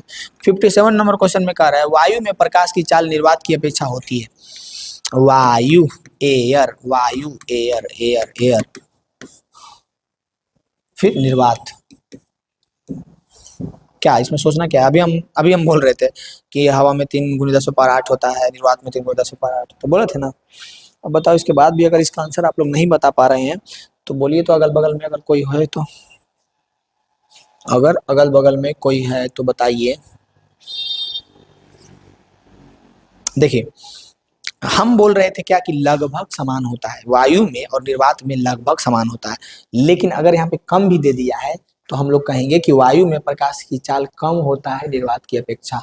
वायु में कम होता है निर्वात की अपेक्षा, ठीक है। अगर ऑप्शन में कम है तो एग्जैक्ट आंसर कम ही होगा, लेकिन हम लोग लगभग समान कह सकते हैं उसको कि लगभग समान होता है। लेकिन बोर्ड एग्जाम आपको जो क्वेश्चन बना करके देगा उसके अनुसार, जो कि 2021 में दिया था क्वेश्चन ये, तो 2021 में जो क्वेश्चन दिया है उसके अनुसार समान नहीं होगा, कम होगा, क्योंकि लगभग बोल रहे थे लगभग समान होगा। तो ऑप्शन में जब कम है तो कम होगा। 57 के बाद 58 नंबर क्वेश्चन कह रहा है प्रकाश की चाल विभिन्न माध्यमों में समान होती है, मतलब कि अलग अलग माध्यम में प्रकाश की चाल समान होती है कि भिन्न भिन्न होती है, कि इनमें से कोई नहीं, कि ए बी और दोनों। 58 का आंसर बताइए। हाँ, तो हम क्या बोले कि अलग अलग माध्यमों में प्रकाश की चाल, ये डिपेंड करता है कि वो सघन है कि विरल है, तो वो अलग अलग माध्यमों में क्या होगा, प्रकाश की चाल अलग अलग होगा, यानी कि भिन्न भिन्न होगा। यानी 58 का आंसर नंबर क्या हो जाएगा, बी हो जाएगा, भिन्न भिन्न होगा। 58 अगर आपका हो गया हो तो फटाक से बताइए 59 नंबर क्वेश्चन। 59 नंबर क्वेश्चन कह रहा है तालाब का जल कम गहराई देखने में, अब इंटर कर गए हम लोग, ज्यादातर क्वेश्चन किसका, रिफ्लेक्शन खत्म हो गया, रिफ्रैक्शन में आ गए हैं, बोले तो प्रकाश का अपवर्तन, प्रकाश के अपवर्तन के कारण ही तालाब का जल जो है कम गहरा दिखता है। कभी ऐसा हुआ होगा, देखे होंगे कि लग रहा होगा कि हट हम उसके सतह को टच कर लेंगे, यहाँ पे ही है सतह, लेकिन वो उससे भी गहरा होता है, वो दिखता है कम लेकिन होता है ज्यादा। तो ये लाइट के किस वजह से, तो रिफ्लेक्शन या रिफ्रैक्शन, तो रिफ्रैक्शन यानी कि ना तो परावर्तन, विवर्तन तो बिल्कुल नहीं, ध्रुवन तो बिल्कुल नहीं, अपवर्तन, प्रकाश के अपवर्तन के कारण ही तालाब जितना गहरा है उससे हम लोगों को कम गहरा दिखता है। या फिर अगर हम लोग गिलास में पेंसिल लिखते हैं, रखते हैं, अगर पानी भर दिए हैं एक शीशे के गिलास में और उसमें पेंसिल को रखते हैं तो वो मुड़ा हुआ दिखता है, तो वो भी किसके कारण, प्रकाश के अपवर्तन के कारण।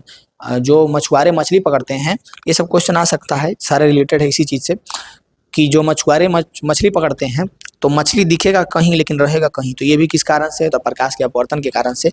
सिक्का जब हम गिलास पानी भर करके रखते हैं तो वो उठा हुआ दिखता है, तो ये भी किसके कारण दिखेगा, ये भी हम लोगों को प्रकाश के अपवर्तन के कारण ही दिखता है। ये सब 59 के बाद 60 नंबर क्वेश्चन देखिए, कह रहा है लेंस के मुख्य फोकस की संख्या कितनी होती है। लेंस में कितना मुख्य फोकस होता है, जैसे कि हम एक अगर उत्तल लेंस का उदाहरण दे दे तो मुख्य फोकस कितना होता है, तो 2 ही होता है, और कितना होगा, मुख्य फोकस कितना होता है, 2, एक इधर एक इधर, कोई भी लेंस हो उसका मुख्य फोकस कितना होगा, 2 होगा। हमारा आंसर नंबर क्या हो जाएगा, ए। अब आप कमेंट में बताइए कि 50 से 60 तक कितना सही गया, ऐसे लिखिए 50 से 60 तक कितना सही गया, जो लिखिए। उसके बाद आप ये बताइए कि 1 से 50 तक, 1 से 60 तक कितना सही गया, दोनों बात कमेंट में फेंक के मारिए कि 50 से 60 तक कितना सही गया, या फिर आप बताइए कि 1 से 60 तक कितना सही गया। अपना रेशियो बताइए कि कहाँ तक कितना पानी में आप हैं। ऐसा तो नहीं है कि आप पे भी प्रकाश का अपवर्तन काम कर रहा हो, आप हो कम गहराई में और लग रहा है कि ज्यादा गहराई में है, ऐसा तो नहीं है। फटाक से इसका आंसर कमेंट में फेंक के मारिए, हम देख लेंगे। 60 के बाद 61 नंबर क्वेश्चन, इसमें हम बहुत सारा क्वेश्चन ऐसा भी लाए हैं जो कि 2025 के सेंटअप में पूछा गया क्वेश्चन है, जो कि मोस्ट इंपॉर्टेंट है, हो सकता है आपके 26 के फाइनल एग्जाम में पूछ दे। अवतल लेंस का आवर्धन m बराबर होता है, अवतल लेंस का आवर्धन m बराबर क्या होगा, जो बताइए। तो अभी अभी हम पीछे जो बताए थे आप लोगों को, m बराबर v बटा u, यही होगा, m बराबर v बटा u, u बटा v नहीं होगा, u गुने v, u प्लस v नहीं होगा, आंसर होगा हमारा d, जो कि होगा v बटा u। अवतल लेंस का आवर्धन m बराबर क्या हो जाएगा, हमारा हो जाएगा v बटा u हो जाएगा। ये था हमारा 61। 61 के बाद 62 नंबर क्वेश्चन, निम्नलिखित में किस लेंस को अभिसारी लेंस कहते हैं।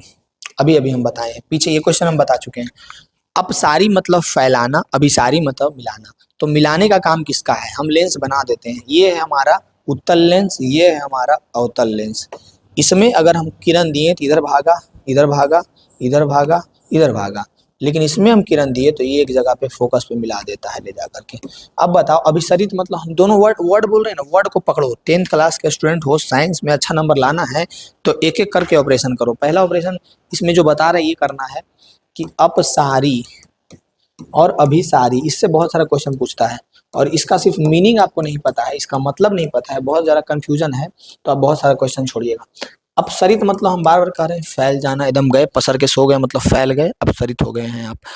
जैसे ही देखे कि रूम में पापा इंटर कर रहे, डर से एकदम फटाक से उठे, पढ़ने के लिए बैठ गए, एकदम सिकुड़ करके एकदम बैठ गए आराम से कुर्सी पे, अभिसरित हो गए।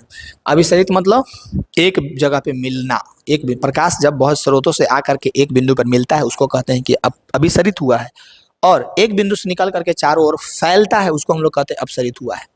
अब कह रहा है कि कौन सा लेंस जो अभिसारी करता है, अभिसारी करने का मतलब वो क्या पूछ रहा है, मिलाने के लिए कि फैलने के लिए, फैलने वाला काम नहीं पूछ रहा है, ये मिलाने वाला काम पूछ रहा है। तो मिलाने वाला कौन, देखिए कब पूछा गया, 2020 में भी ये क्वेश्चन कूद पड़ा, 21 में भी कूद पड़ा, 26 में भी कूद पड़ेगा, लिख लीजिए। बताइए इसका आंसर क्या होगा 62 का, 62 का आंसर क्या होगा। तो अभी हम जब ये डायग्राम बना दिए हैं तब भी आप आंसर नहीं अगर बता पा रहे हैं तो बहुत बड़ा गधा है आप। चुल्लू भर पानी लीजिए, नाक रगड़ के उसी में डूब जाइए। उत्तल लेंस है, उत्तल लेंस का काम क्या है, सभी प्रकाश की किरण को एक जगह पे एक जगह पे एक जगह पे मिलाना, इसका काम क्या है, फैलाना, यही ना होता है। यही क्वेश्चन, यहीं से एक और क्वेश्चन बनता है कि किसी लेंस की क्षमता किस बात पर डिपेंड करती है। तो किसी लेंस की क्षमता इसी बात पर डिपेंड करती है कि अगर वो उत्तल है तो वो कितना अधिक से अधिक प्रकाश की किरणों को एक बिंदु पर मिला रहा है, अगर वो अवतल है तो कितना अधिक से अधिक वो प्रकाश की किरणों को फैला पा रहा है। जितना अधिक वो मिलाएगा प्रकाश की किरण उतना अच्छा लेंस होगा, जितना वो फैलाएगा अवतल लेंस वो उतना अच्छा अवतल लेंस होगा। तो अब मिला रहा है तो मिलाना को क्या कहते हैं, अभिसरित। प्रकाश की किरण को मिलाने को क्या कहते हैं, अभिसरित, और फैलाने को क्या कहते हैं, अपसरित। तो ये मिला रहा है, कौन मिला रहा है, उत्तल लेंस, यानी कि अभिसरित करना। तो निम्नलिखित में से किस लेंस को अभिसरित लेंस कहा जाता है, उत्तल लेंस को। किसको, ये वर्ड जरूर एकदम याद रखिए, इस वर्ड से बहुत सारा क्वेश्चन पूछ जाता है, अपसारी और अभिसारी। इसमें अगर आपका कंफ्यूजन नहीं है तो 3 4 5 क्वेश्चन तो इसी से पूछ देता है। 62 के बाद 63 नंबर क्वेश्चन, निम्न में से कौन सा पदार्थ लेंस बनाने के लिए प्रयुक्त नहीं किया जाता है, कौन सा लेंस। ये क्वेश्चन तो हमेशा देखिएगा, आप चाहे सेंटअप एग्जाम का पेपर उलट के देख लीजिए या फिर प्रीवियस ईयर का सारा आप उलट के देख लीजिए। 12 में कूदा, 17 में, 21 में, अभी 24 में, 25 में, 26 में भी देगा। कारण निम्नलिखित में से कौन सा पदार्थ लेंस बनाने के लिए उपयोग नहीं किया जा सकता है। जल का उपयोग किया जा सकता है, कांच का किया जा सकता है, प्लास्टिक का किया जा सकता है, मिट्टी का नहीं किया जा सकता है। किसका, मिट्टी का। तो हमारा आंसर क्या हो जाएगा, डी। क्वेश्चन बैंक में हर एक जगह ये क्वेश्चन छाया हुआ है, कौन सा पदार्थ जो है लेंस बनाने के लिए प्रयुक्त नहीं किया जाता है। आंसर क्या होगा, डी, मिट्टी। किसका, मिट्टी का। यह था 63 के बाद 64 नंबर क्वेश्चन को ध्यान से देखिए। उत्तल लेंस द्वारा आवर्धित काल्पनिक प्रतिबिंब तब बनता है जब वस्तु रहती है कहाँ पे। कौन सा लेंस है, सबसे पहली बात उत्तल लेंस है। उत्तल लेंस में आवर्धित काल्पनिक प्रतिबिंब कब बनता है, अनंत पर रहेगा तब, कि फोकस और लेंस के बीच रहेगा तब, कि फोकस पर रहेगा तब, या फोकस दूरी के दुगनी फोकस दूरी पर रहेगा तब। कौन सा लेंस है, उत्तल लेंस है। कौन सा लेंस है, उत्तल लेंस है। तो उत्तल लेंस में कब, क्या पूछ रहा है, आवर्धित काल्पनिक प्रतिबिंब। तो आवर्धित काल्पनिक प्रतिबिंब मात्र एक सिचुएशन है, कौन सा है, कि फोकस और लेंस के बीच में रहेगा तब, फोकस और लेंस के बीच में रहेगा तब, यानी केंद्रक और फोकस के बीच में रहेगा तब, ऐसे भी हम लोग बोल सकते थे इसको। Option B answer number B हो जाएगा, कि फोकस और लेंस के बीच में रहेगा तब उत्तल लेंस द्वारा आवर्धित काल्पनिक प्रतिबिंब तब बनता है। ठीक है, ये था हमारा 64 नंबर क्वेश्चन। 2022 में ये क्वेश्चन पूछा गया है, हो सकता है 26 में पूछे, क्योंकि 22 जो है हमारा इवन नंबर है, 26 भी इवन नंबर है। 64 के बाद 65 नंबर क्वेश्चन, निम्नलिखित में से किसी वस्तु का वास्तविक प्रतिबिंब कौन बना सकता है। 2022 में देखिए क्वेश्चन पूछा गया है कि निम्नलिखित में से किसी वस्तु का वास्तविक प्रतिबिंब कौन बना सकता है, कौन बना सकता है। कांच की पट्टियां, ऑप्शन ए उत्तल लेंस, ऑप्शन बी अवतल लेंस, या फिर इनमें से कोई नहीं। निम्नलिखित में से किसी वस्तु का वास्तविक प्रतिबिंब कौन बना सकता है, बताइए। ऑप्शन के अनुसार आंसर क्या हो जाएगा, तो याद रखिएगा कौन बना सकता है, उत्तल लेंस बना सकता है। आंसर हमारा क्या हो जाएगा, बी हो जाएगा, 65 का बी। 65 के बाद 66 नंबर क्वेश्चन को देखिए, कह रहा है किसी बिंदु वस्तु से निकल कर किरणें किसी लेंस से अपवर्तित होकर जिस बिंदु पर मिलती है उसे क्या कहते हैं। बहुत इजी क्वेश्चन है, बेसिक से उठा लिया है, खाली कॉन्सेप्ट आपको पता है थोड़ा सा तो पता रहेगा।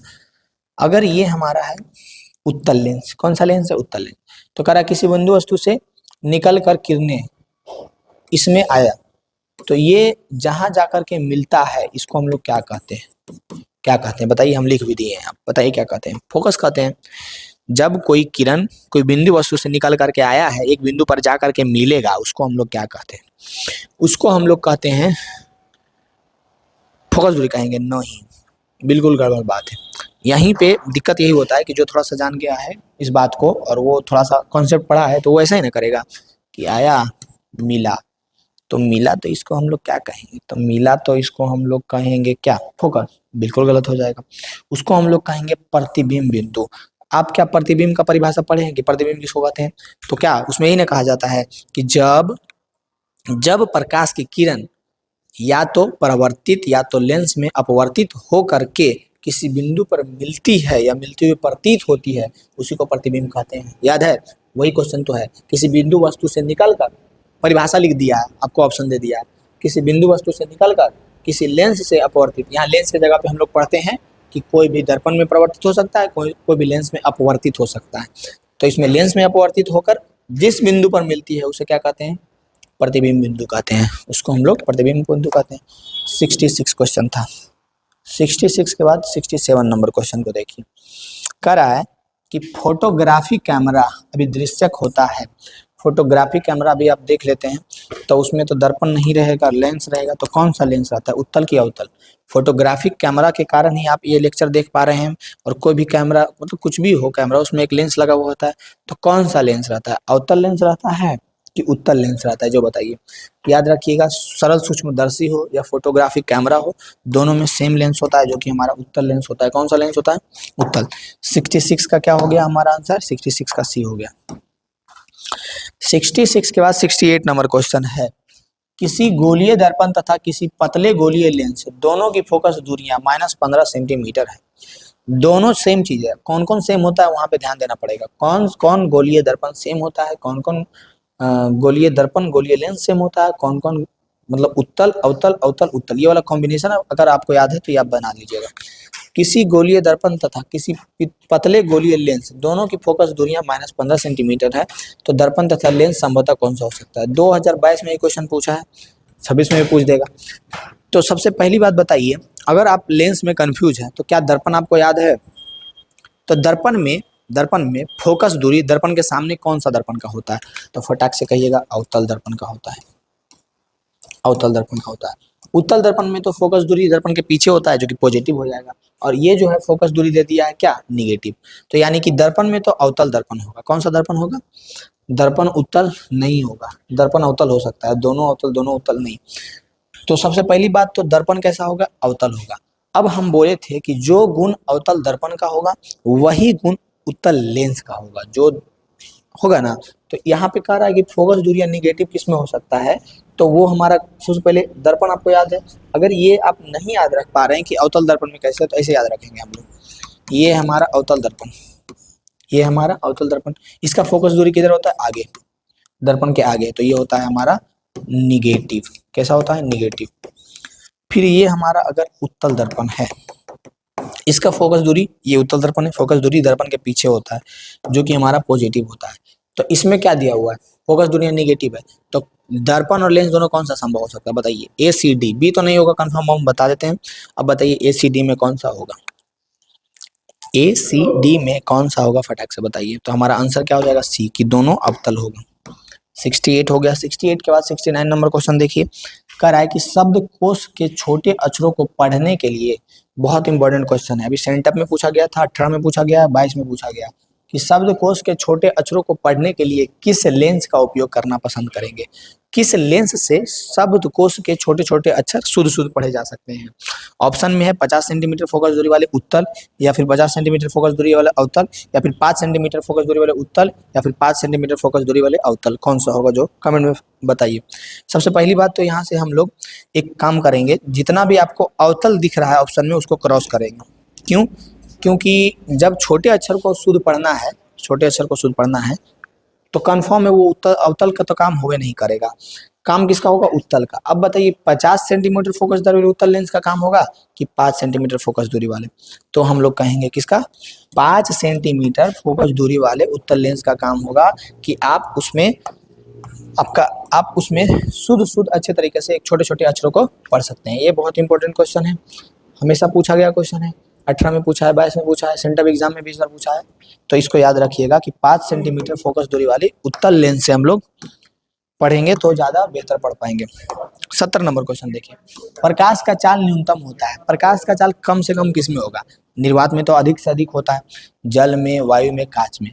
तो सबसे पहले इसमें तो अधिक होगा, कंफर्म है। जल, वायु, कांच, इस तीनों को कंपेयर कीजिए और बताइए कि प्रकाश का चाल न्यूनतम यानी कि कम से कम किस में होगा। प्रकाश का चाल कम से कम किस में होगा, निर्वात में, निर्वात के बाद वायु में। निर्वात जितना होता है निर्वात से थोड़ा सा कम वायु में, वायु के बाद थोड़ा सा कम जल में, लेकिन जल से भी सबसे ज्यादा कम होगा किसमें, तो वो होगा कांच में। समझ में आया। तीनों को अगर सजाने के लिए बोलेगा तो हम लोग ऐसे लिखेंगे, निर्वात सबसे ज्यादा होगा तेज प्रकाश का चाल, निर्वात के बाद होगा वायु, निर्वात के बाद क्या हो जाएगा, निर्वात के बाद वायु हो गया, निर्वात हो गया, वायु हो गया, वायु के बाद जल, और जल के बाद कांच। यानी कि सबसे कम किसमें हो जाएगा, कांच में हो जाएगा। ठीक है, याद रखिएगा। 70 नंबर क्वेश्चन हमारा कंप्लीट हो गया। 70 के बाद देखिए 71 नंबर क्वेश्चन। 71 नंबर क्वेश्चन बहुत इंपॉर्टेंट है। कह रहा एक पारदर्शी गोलीय कवच की बाहरी त्रिज्या 20 सेंटीमीटर है तथा भीतरी त्रिज्या 19.8 सेंटीमीटर है, तो त्रिज्या आपतित प्रकाश के लिए कैसा व्यवहार करेगा? उत्तल लेंस की भांति, प्रिज्म की भांति, समांतर पट्टिका की भांति या अवतल लेंस की भांति। तो जब आप देख रहे हैं कि गोलीय कवच की बाहरी त्रिज्या और भीतरी त्रिज्या दोनों सेम ही है, लगभग सेम ही है ना, ये 20 सेंटीमीटर है, ये 19.8 है, तो ये लगभग सेम ही है, तो दोनों कैसा व्यवहार करेगा? दोनों समांतर पट्टिका के भांति व्यवहार करेगा। दोनों कैसा व्यवहार करेगा? तो दोनों जो है समांतर पट्टिका की भांति, दोनों समांतर के भांति व्यवहार करेगा। 71 के बाद देखिए 72 नंबर क्वेश्चन।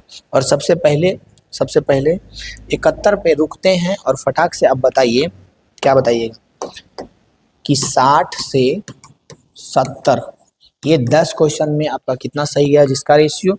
उसके बाद आप बताइए कि 1 से 70 क्वेश्चन तक आपका कितना सही गया।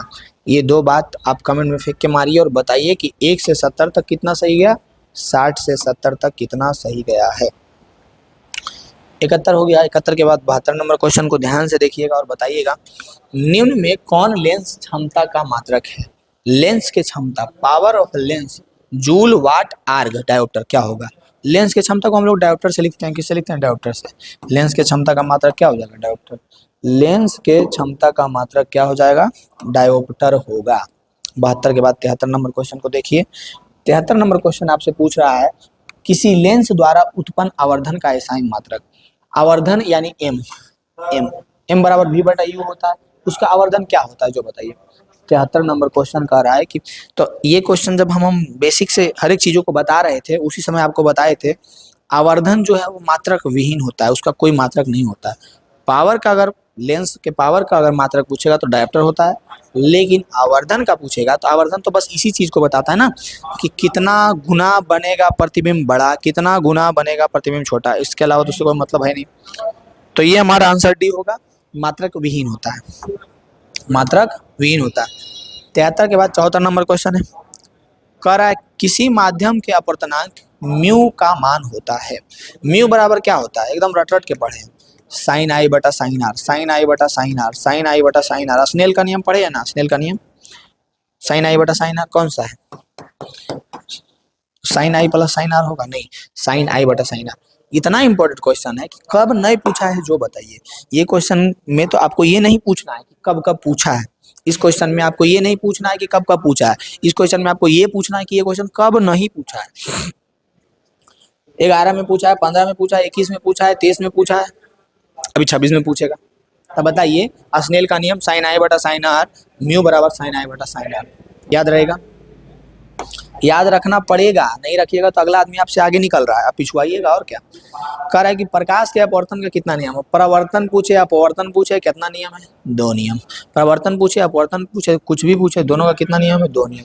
प्रकाश के अपवर्तन पूछे, प्रकाश का प्रवर्तन पूछे, दोनों का 2 ही नियम होता है। प्रवर्तन रिफ्रैक्शन पूछे, रिफ्लेक्शन पूछे या रिफ्रैक्शन पूछे, कुछ भी पूछे, दोनों का नियम तो 2 ही होता है। अपवर्तन यानी रिफ्रैक्शन, प्रवर्तन यानी रिफ्लेक्शन, दोनों का कितना नियम होता है? 2 ही नियम होता है। याद रहेगा? याद रहेगा कि नहीं रहेगा? याद रहेगा कि नहीं रहेगा? कोई दिक्कत है इसमें? रेस्ट लेकर नहीं, ठीक है, चलते चलो चलते चलो।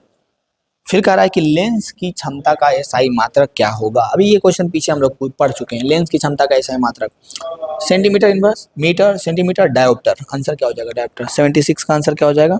76 का आंसर हो जाएगा डायोप्टर। लेंस की क्षमता का एसआई मात्रक क्या होता है? डायोप्टर। लेंस की क्षमता का एसआई मात्रक क्या होता है? डायोप्टर। हीरे का अपवर्तनांक कितना होता है? हीरे का अपवर्तनांक भी पीछे बताए थे, सबसे अधिक जो बताए थे 2.42 होता है, बताए थे ना? याद कर लो। ये क्वेश्चन तो हमेशा, इसमें हम ईयर नहीं लिख पाए हैं, लेकिन ये भी क्वेश्चन ऐसा है जो हर एक बार कूद पड़ा है हमारे इस बिहार बोर्ड के 10th मैट्रिक के जंग में कि हीरे का अपवर्तनांक क्या होगा। फटाक से बताना है कि 2.42 होगा। हीरे का अपवर्तनांक क्या होगा? फटाक से बताना है 2.42 होगा। अगर आप 77 नंबर क्वेश्चन से संतुष्ट हैं तो आ जाइए 78 नंबर क्वेश्चन में। कह रहा है कि निम्न में से किस लेंस की फोकस दूरी धनात्मक होती है?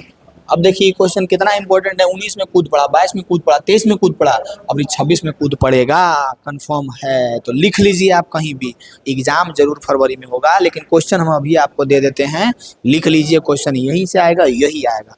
अगर आप नहीं पढ़ के गए और अगला आदमी जो आप पढ़ लिया है हमारे इस वीडियो से, 10 गो के चक्कर में नहीं रहा, कोर्स वोर्स खरीदने के चक्कर में, जो भी है रही है, लेकिन अगर आप इसको सिर्फ देख के गया और आपसे ज़्यादा नंबर ले आएगा वो कल, तो आप ज़्यादा आश्चर्य नहीं होइएगा, काहे कि वो यहाँ से पढ़ के जाएगा तो पक्का लेवे करेगा ज़्यादा, ठीक है ना। तो देख लीजिए अपना कि आपको ज़्यादा नंबर लाना है कि खाली इधर उधर के चक्कर में रहना है।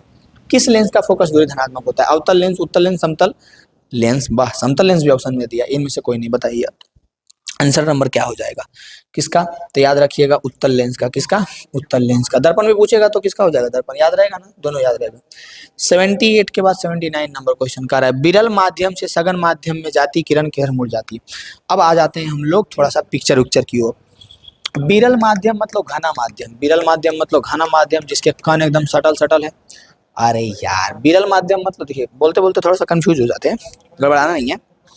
विरल मतलब खाली खाली, विरल मतलब खाली खाली, जैसे इधर हो गया हवा, हवा, और इधर हो गया पानी, तो पानी जो है वो सघन हो जाएगा, पानी जो है वो सघन हो जाएगा, पानी जो है वो सघन हो जाएगा, और विरल जो है हवा इधर खाली खाली है। अब यहाँ पे अभिलंब अगर है, यहाँ पे अभिलंब है, तो विरल से सघन जा रहा है, इधर से इधर जा रहा है, तो जब खलिका से भरिका की ओर जाएगा ना तो वो अभिलंब की ओर मुड़ेगा, खलिका से भरिका की ओर जाएगा तो अभिलंब की ओर मुड़ेगा, और अगर इधर से उधर जाता तो अभिलंब से दूर जाता। समझ रहे हैं ना? रीजन क्या है कि इधर स्पीड में आ रहा था और जैसे ही वो आया पानी में सघन में, उसका स्पीड कम गया तो वो अभिलंब की ओर मुड़ जाता है। किधर मुड़ जाता है? अभिलंब की ओर मुड़ जाता है। तो बताइए, विरल से सघन में गया, विरल से सघन में गया तो किधर मुड़ेगा? अभी तो हम आंसर बता दिए हैं, विरल से सघन की ओर जाएगा तो किधर मुड़ेगा? फटाक से बताइए। तो क्या कहेंगे कि अभिलंब की ओर मुड़ेगा। बहुत इंपॉर्टेंट क्वेश्चन है, यहाँ से घुमा फिरा करके बहुत बार पूछ सकता है, 24 में पूछा है, 23 में पूछा, अभी और पूछ सकता है। जो आपको याद रखना है कि अगर विरल से, विरल यानी खाली के स्थान से भरल में गया है तो अभिलंब की ओर जाएगा, और भरा हुआ स्थान से खाली स्थान में गया तो अभिलंब से दूर जाएगा, यानी कि अभिलंब की ओर जाएगा। कब? जब विरल से सघन में गया। 79 नंबर क्वेश्चन। 79 के बाद है 80 नंबर क्वेश्चन। 80 नंबर क्वेश्चन है, चिन्हों की निर्देशांक परिपाटियों में धनात्मक फोकस दूरी होती है। चिन्हों की निर्देशांक परिपाटी में धनात्मक फोकस दूरी होती है। उत्तल लेंस की, उत्तल दर्पण की, अवतल दर्पण की, ए और बी दोनों की। हम आपको पीछे ही क्वेश्चन का आंसर बताए हैं, अब नहीं बताएंगे, बताइए आप फटाक से। 80 नंबर क्वेश्चन का आंसर बताइए। हम बताए हैं चाहे उत्तल लेंस हो चाहे उत्तल दर्पण हो, चाहे उत्तल लेंस हो चाहे उत्तल दर्पण हो, दोनों का फोकस दूरी धनात्मक होता है। तो आंसर हो जाएगा डी, ए और बी दोनों, उत्तल लेंस और उत्तल दर्पण दोनों, उत्तल लेंस और उत्तल दर्पण दोनों। आंसर हो जाएगा ए और बी दोनों, आंसर हो जाएगा ए और बी दोनों। 80 नंबर क्वेश्चन हो गया। 80 के बाद 81 नंबर क्वेश्चन कह रहा है, सघन माध्यम से विरल माध्यम में गमन करने पर। अब आ जाइए, ये है हमारा सघन, सघन में हम ले लेते हैं, सघन में हम ले लेते हैं पानी, सघन में हम ले लेते हैं पानी, और ये है हमारा विरल, विरल में हम ले लेते हैं हवा। तो हवा में तभी हम लोग हैं पूरा खाली खाली है, लेकिन पानी में इतना खाली खाली रहेगा नहीं, भरा रहेगा। हम एकदम ठेठ भाषा में समझाते हैं आपको रियल लाइफ में, जैसे आपको दिख रहा होगा, ये अभिलंब है। तो जब सघन से विरल में गया तो ऐसे जा रहा था, लेकिन उसको जाना चाहिए था ऐसे, लेकिन वो दूरी भाग गया, तो ये हमारा हो गया कोण आई, और ये हो गया हमारा कोण आर। तो अब बताइए कौन बड़ा होगा, कोण आर बड़ा होगा कि कोण आई बड़ा होगा? अब इसमें आप देख करके बताइए कि कोण आई बड़ा होगा कि कोण आर बड़ा होगा। हुआ क्या? कुछ नहीं, सघन माध्यम था, घना घना था, विरल खाली खाली में गए, तो जब गए तो अभिलंब से दूर भागेंगे, यानी जाना चाहिए था ऐसे और चल गए ऐसे, इधर से आए इधर चल गए। अब बताइए अभिलंब से दूर भागा कि अभिलंब की ओर भागा? तो पहले तो आ रहा था ऐसे, तो आता इधर तो हो जाता अभिलंब की ओर, लेकिन अब चल गया अभिलंब से दूर। तो अब ऐसे नहीं पूछ रहा है कि अभिलंब की ओर अभिलंब से दूर, अब इन दोनों में रिलेशन बताइए। ये है कोण आई कोण आर, तो आई जो था उससे तो बड़े ना होगा आर, तो आर बड़ा होगा आई से, R is greater than I, angle R is greater than angle I, R कोण आर जो है वो आई से बड़ा होगा। 81 नंबर क्वेश्चन। कोई दिक्कत होगा इसमें? ये क्वेश्चन जो है 2023 में पूछा गया है, तो हो सकता है अभी 26 में पूछे। 81 के बाद है 82 नंबर क्वेश्चन, कह रहा है निर्देशांक चिन्ह परिपाटी में सभी दूरियां मापी जाती है। 23 में पूछा गया है, निर्देशांक चिन्ह परिपाटी में सभी दूरियां कहाँ से मापी जाती है? वक्रता केंद्र से। काहे से करता है, ध्रुव रहने दो, फोकस से, ना ही कहाँ से, ध्रुव से, पी से, पोल से, ध्रुव से। 82 नंबर क्वेश्चन का आंसर क्या हो जाएगा, 82 नंबर क्वेश्चन का आंसर हो जाएगा बी। कहाँ से मापा जाता है, ध्रुव से। कोई दिक्कत होगा जी, आए किसी प्रकार का दिक्कत होगा? कहाँ से मापा जाता है, ध्रुव से। निर्देशांक चिन्ह परिपाटी में सभी दूरियां ध्रुव से मापी जाती है। कहाँ से मापी जाती है, ध्रुव से मापी जाती है। 82 के बाद 83 नंबर क्वेश्चन है कि कांच की एक समांतर पट्टिका पर श्वेत किरण तिरछी आपतित होती है, तो निम्नांकित में से कौन प्रथम अपवर्तन। बहुत आगे चलाए हैं, अब आप लोग सबसे पहले सिंपल वे में बताइए 83 नंबर का आंसर, और उससे पहले बताइए 1 से 82 तक में आपका कितना सही गया। 1 से 82 और बताइए यहाँ पे कितना सही गया। Fill in the blanks. 1 से 82 तक में कितना सही गया, फिल इन द ब्लैंक्स। 1 से 82 तक में कितना सही गया, 1 से 82 तक में कितना सही गया, फटाक से कमेंट में फेंक के मारिए। 1 से 82 तक में कितना सही गया, जल्दी बताइए। 1 से 82 तक में कितना सही गया। हम टाइम को बर्बाद नहीं करेंगे, बढ़ेंगे आगे। कह रहा है कांच की एक समांतर पट्टिका पर श्वेत किरण तिरछी आपतित होती है, निम्नांकित में कौन प्रथम अपवर्तन के साथ घटित होगा। तो ये जो है, जब कांच की एक समांतर पट्टिका पर श्वेत किरण तिरछी आपतित होगी तो कौन अपवर्तन के साथ घटित होगा, वर्ण विक्षेपण होगा। कौन होगा, वर्ण विक्षेपण होगा। ये हुआ हमारा 83 नंबर क्वेश्चन। आंसर में आप बताइए कौन सा सही होगा 83 तक। अगर आप कम से कम 1 से 83 में 70 क्वेश्चन भी सही कर रहे हैं तो आप फिजिक्स में अच्छा, पूरे साइंस में अच्छा स्कोर करने वाले हैं। और ये तो हमारा मात्र पहला ही वीडियो है, टेलर है अभी। जो हमारा फिजिक्स है, साइंस का फिजिक्स है, इसमें 5 चैप्टर है, 5 का एक वीडियो रहेगा। फिर बायोलॉजी है उसमें रहेगा, फिर केमिस्ट्री है उसमें रहेगा।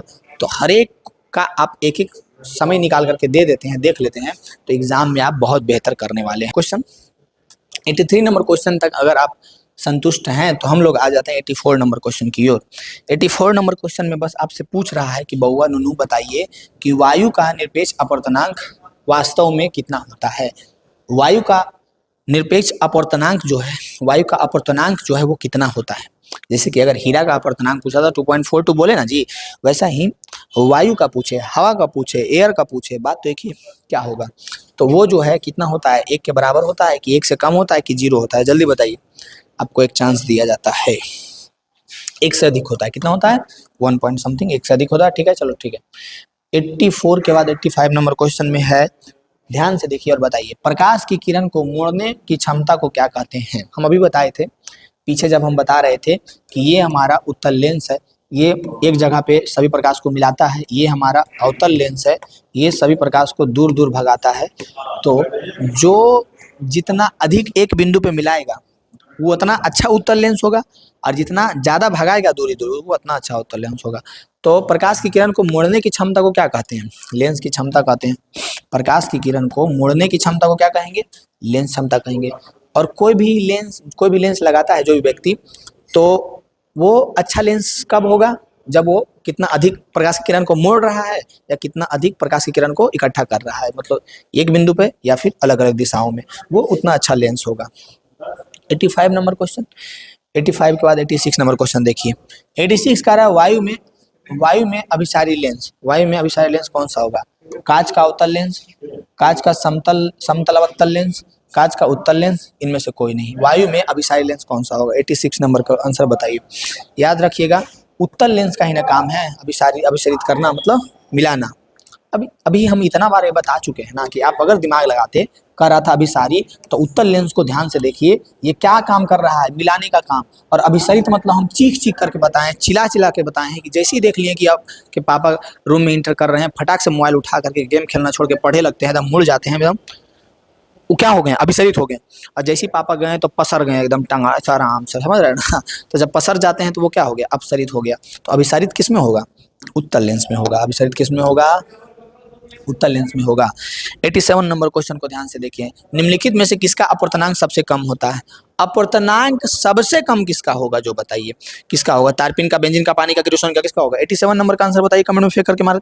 87 सबसे कम होगा पानी का। सबसे कम इस तारपीन, बेंजीन, किरोसिन में सबसे कम किसका होगा, पानी का होगा। हम समय को गवाएंगे नहीं, उस तरह की जानकारी आपको चाहिए किसका कितना होगा, क्या होगा, नहीं होगा, जाकर के एकदम बेसिक का वीडियो देखिए, हमारा बड़ा वीडियो, उसमें आप निकाल के टॉपिक वाइज देख लीजिए।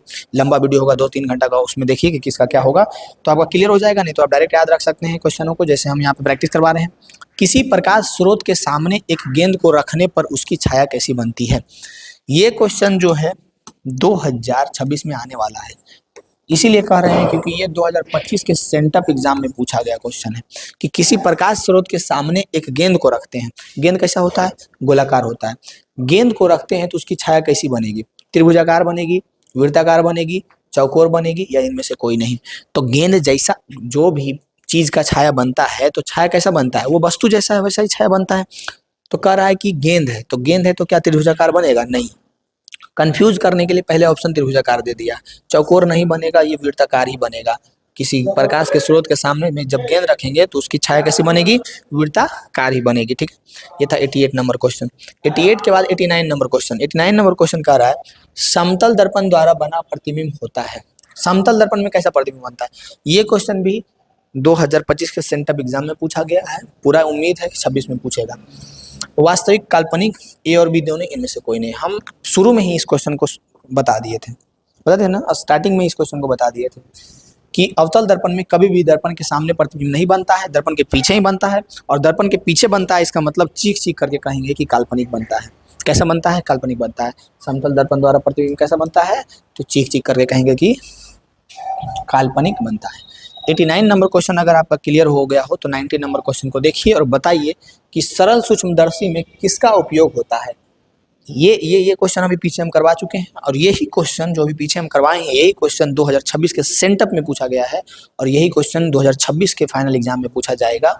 तो आप इसको ध्यान से देख लीजिए और याद रखिए। उत्तल दर्पण, दर्पण तो होगा ही नहीं, लेंस होगा। तो कौन सा लेंस होगा, अवतल लेंस होगा कि उत्तल लेंस होगा, कौन सा लेंस होगा, आप कमेंट में फटाक से बताइए। पीछे हम बहुत बार इसको बताए ना। और ये क्वेश्चन सेंटअप एग्जाम में भी पूछा गया, पीछे भी बहुत बार पूछा गया, उम्मीद है अगला बार पूछे। तो याद रखना है उत्तल लेंस। कौन सा, सरल सूक्ष्मदर्शी में उत्तल लेंस का यूज होता है। क्या याद हुआ आपको। 91 नंबर क्वेश्चन है, एक उत्तल लेंस की क्षमता एक डायोप्टर है तो उस लेंस का फोकस दूरी क्या होगा।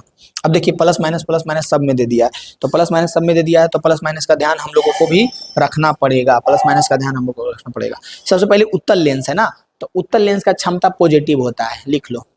उत्तल लेंस का क्षमता पॉजिटिव होता है, लिख लो, याद रखना। उत्तल लेंस का क्षमता पॉजिटिव होता है और एक डायोप्टर है। एफ बराबर फॉर्मूला क्या होता है, 1/p होता है ना, लेकिन ये एफ जो है मीटर में होता है, ये एक डायोप्टर है। ठीक है, तो एफ बराबर 1/1, तो एफ बराबर 1 मीटर। तो 1 मीटर तो ऑप्शन में नहीं दिख रहा है, दिख रहा है 100 सेंटीमीटर। तो 1 मीटर बराबर क्या होता है, 100 सेंटीमीटर होता है ना। तो 100 सेंटीमीटर प्लस वाला होगा कि माइनस वाला होगा, कौन सा आंसर होगा। अभी हम बताए हैं कि उत्तल लेंस का क्षमता पॉजिटिव होता है, बताए हैं ना। तो बताइए कि इसका जो उत्तल लेंस का क्षमता पॉजिटिव होता है इसके अनुसार इसका आंसर कौन सा होगा।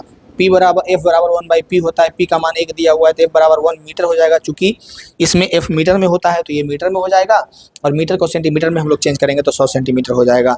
तो -100 सेंटीमीटर होगा कि +100 सेंटीमीटर, जो बताइए। एक उत्तल लेंस की क्षमता एक डायोप्टर है तो उस लेंस की फोकस दूरी क्या हो जाएगा, प्लस में 100 सेंटीमीटर हो जाएगा। क्या हो जाएगा, प्लस में 100 सेंटीमीटर। कोई दिक्कत होगा इस क्वेश्चन में। अगर इसमें दिक्कत नहीं होगा तो ये क्वेश्चन पीछे जो हम करवा चुके हैं यही क्वेश्चन सेंटअप एग्जाम में पूछा गया है और लिख लीजिए 26 में पूछा जाएगा। तो आपको बताना पड़ेगा वहाँ पे कि हाँ यहाँ से पढ़ के गए थे, और नहीं पढ़ के गए हैं तो अगला बुतरू आपसे ज़्यादा नंबर ले आएगा हमसे पढ़ करके, तो फिर आप मुँह 4 देने के लिए रह जाइएगा कि वो ज़्यादा कैसे ले आया। ले आएगा, पढ़ेगा तो लाएगा ना। निर्वात में प्रकाश की चाल है, निर्वात में प्रकाश की चाल कितनी होती है, 3 × 10⁸ centimetre second, metre second, kilometre second. हम क्या बोले थे कि अगर 10⁸ दिखे तो मीटर सेकेंड होगा और 10⁵ दिखे तो किलोमीटर सेकेंड होगा। तो हम लोगों को तो 8 दिख रहा है तो 3 × 10⁸ मीटर सेकेंड होगा। यही क्वेश्चन पीछे हम ऑप्शन ए में करके पूछे थे जो कि आंसर था। ये सेंटअप एग्जाम का पूछा गया क्वेश्चन है, सेंटअप एग्जाम का पूछा गया क्वेश्चन है। नहीं बता पाए हैं तो बहुत खराब बात है ये। फोटोग्राफी कैमरा में यही क्वेश्चन हम पीछे पूछ चुके हैं और यही क्वेश्चन अभी लास्ट सेंटअप एग्जाम में पूछा है और यही क्वेश्चन 26 में पूछ देगा। तो आपको बताना पड़ेगा कि फोटोग्राफी कैमरा का अभिदृश्यक लेंस होता है कौन सा, अवतल लेंस, उत्तल लेंस। सबसे पहली बात तो दर्पण नहीं होगा, ना ही उत्तल दर्पण होगा, ना ही अवतल। अब दो में बताइए कि अवतल लेंस होगा कि उत्तल लेंस होगा। हम पीछे इसको बहुत अच्छा से डिस्कस करवा दिए थे, कौन सा होगा, जो करवाए थे ना, कौन सा होगा, उत्तल लेंस होगा। कौन सा होगा, उत्तल लेंस होगा। याद रहेगा, याद रहेगा आपको या नहीं रहेगा, जो बताइए। 94 नंबर क्वेश्चन, निम्नलिखित में किसका अपवर्तनांक सबसे कम होगा, सबसे कम अपवर्तनांक किसका होगा। ये क्वेश्चन हम पीछे एकदम करवाए हैं, अभी अभी करवाए हैं। सबसे कम अपवर्तनांक तारपीन, बेंजीन, केरोसिन, पानी में सबसे कम अपवर्तनांक किसका होगा, पानी का होगा। 94 नंबर क्वेश्चन था। 94 के बाद 95 नंबर क्वेश्चन को देखिए और बताइए कि यदि प्रकाश की चाल निर्वात में हो तो कांच की चाल n बराबर 1.5 प्रकाश की चाल क्या होगी। सबसे पहले फॉर्मूला आपको पता होना चाहिए। कौन सा फॉर्मूला होता है n बराबर c बटा v। भी क्या है, v जो है चाल है, c क्या है, c जो है निर्वात में प्रकाश की चाल है, n जिसमें हम लोगों को दिया है इसमें कि कांच का जो अपवर्तनांक है, तो n बराबर हम लोग रखेंगे 1.5, c का मान यानी कि प्रकाश का चाल कितना होता है, तो वो होता है वो 3 × 10⁸ मीटर पर सेकेंड। पूछ क्या रहा है, भी पूछ क्या रहा है भी। तो यहाँ पे अगर पॉइंट में आंसर दिया हुआ रहता, बटा में आंसर दिया रहता, तो हम लोग 3 × 10⁸ रखते हैं, लेकिन चूंकि दिया हुआ ही नहीं है तो चुपचाप हम लोग जो c है उसको c रहने देंगे। निकालना क्या है हम लोगों को, प्रकाश की चाल भी निकालना है, तो v बराबर हो जाएगा c/1.5। पॉइंट हटाएंगे, नीचे 0 हो जाएगा, 3 बचे के 15 और 2 बचे के 10, 3/2 हो जाएगा। 3/2 को जब ऊपर लेके जाएंगे तो ये हो जाएगा 2c/3। 2c/3, तो 2c/3 हमारा आंसर नंबर कौन सा हो जाएगा, सी। ये था हमारा 95 नंबर क्वेश्चन। और इस तरह से क्वेश्चन अगर देता है तब घबराना नहीं है, जो कि हमारा लास्ट क्वेश्चन था। ये पूरा वीडियो हमारा बस एक ही चीज़ पे डिपेंड था, चैप्टर 1 और 2 फिजिक्स का, जिसका नाम है अपवर्तन और प्रवर्तन, प्रकाश का प्रवर्तन और अपवर्तन। और साथ में इस वीडियो में क्या क्या था, सबसे पहली बात तो सभी क्वेश्चन प्रीवियस ईयर क्वेश्चन था जो कि बहुत पूछा जा चुका है, संभावित प्रश्न जो कि आगे आ सकता है, वे सारा क्वेश्चन था। आपको सारे क्वेश्चनों को ध्यान से देखना है, समझना है और याद रखने का कोशिश कीजिएगा, ताकि आने वाले समय में जब ये क्वेश्चन आ जाए एग्जाम में तो आप पीछे ना छूट जाएं।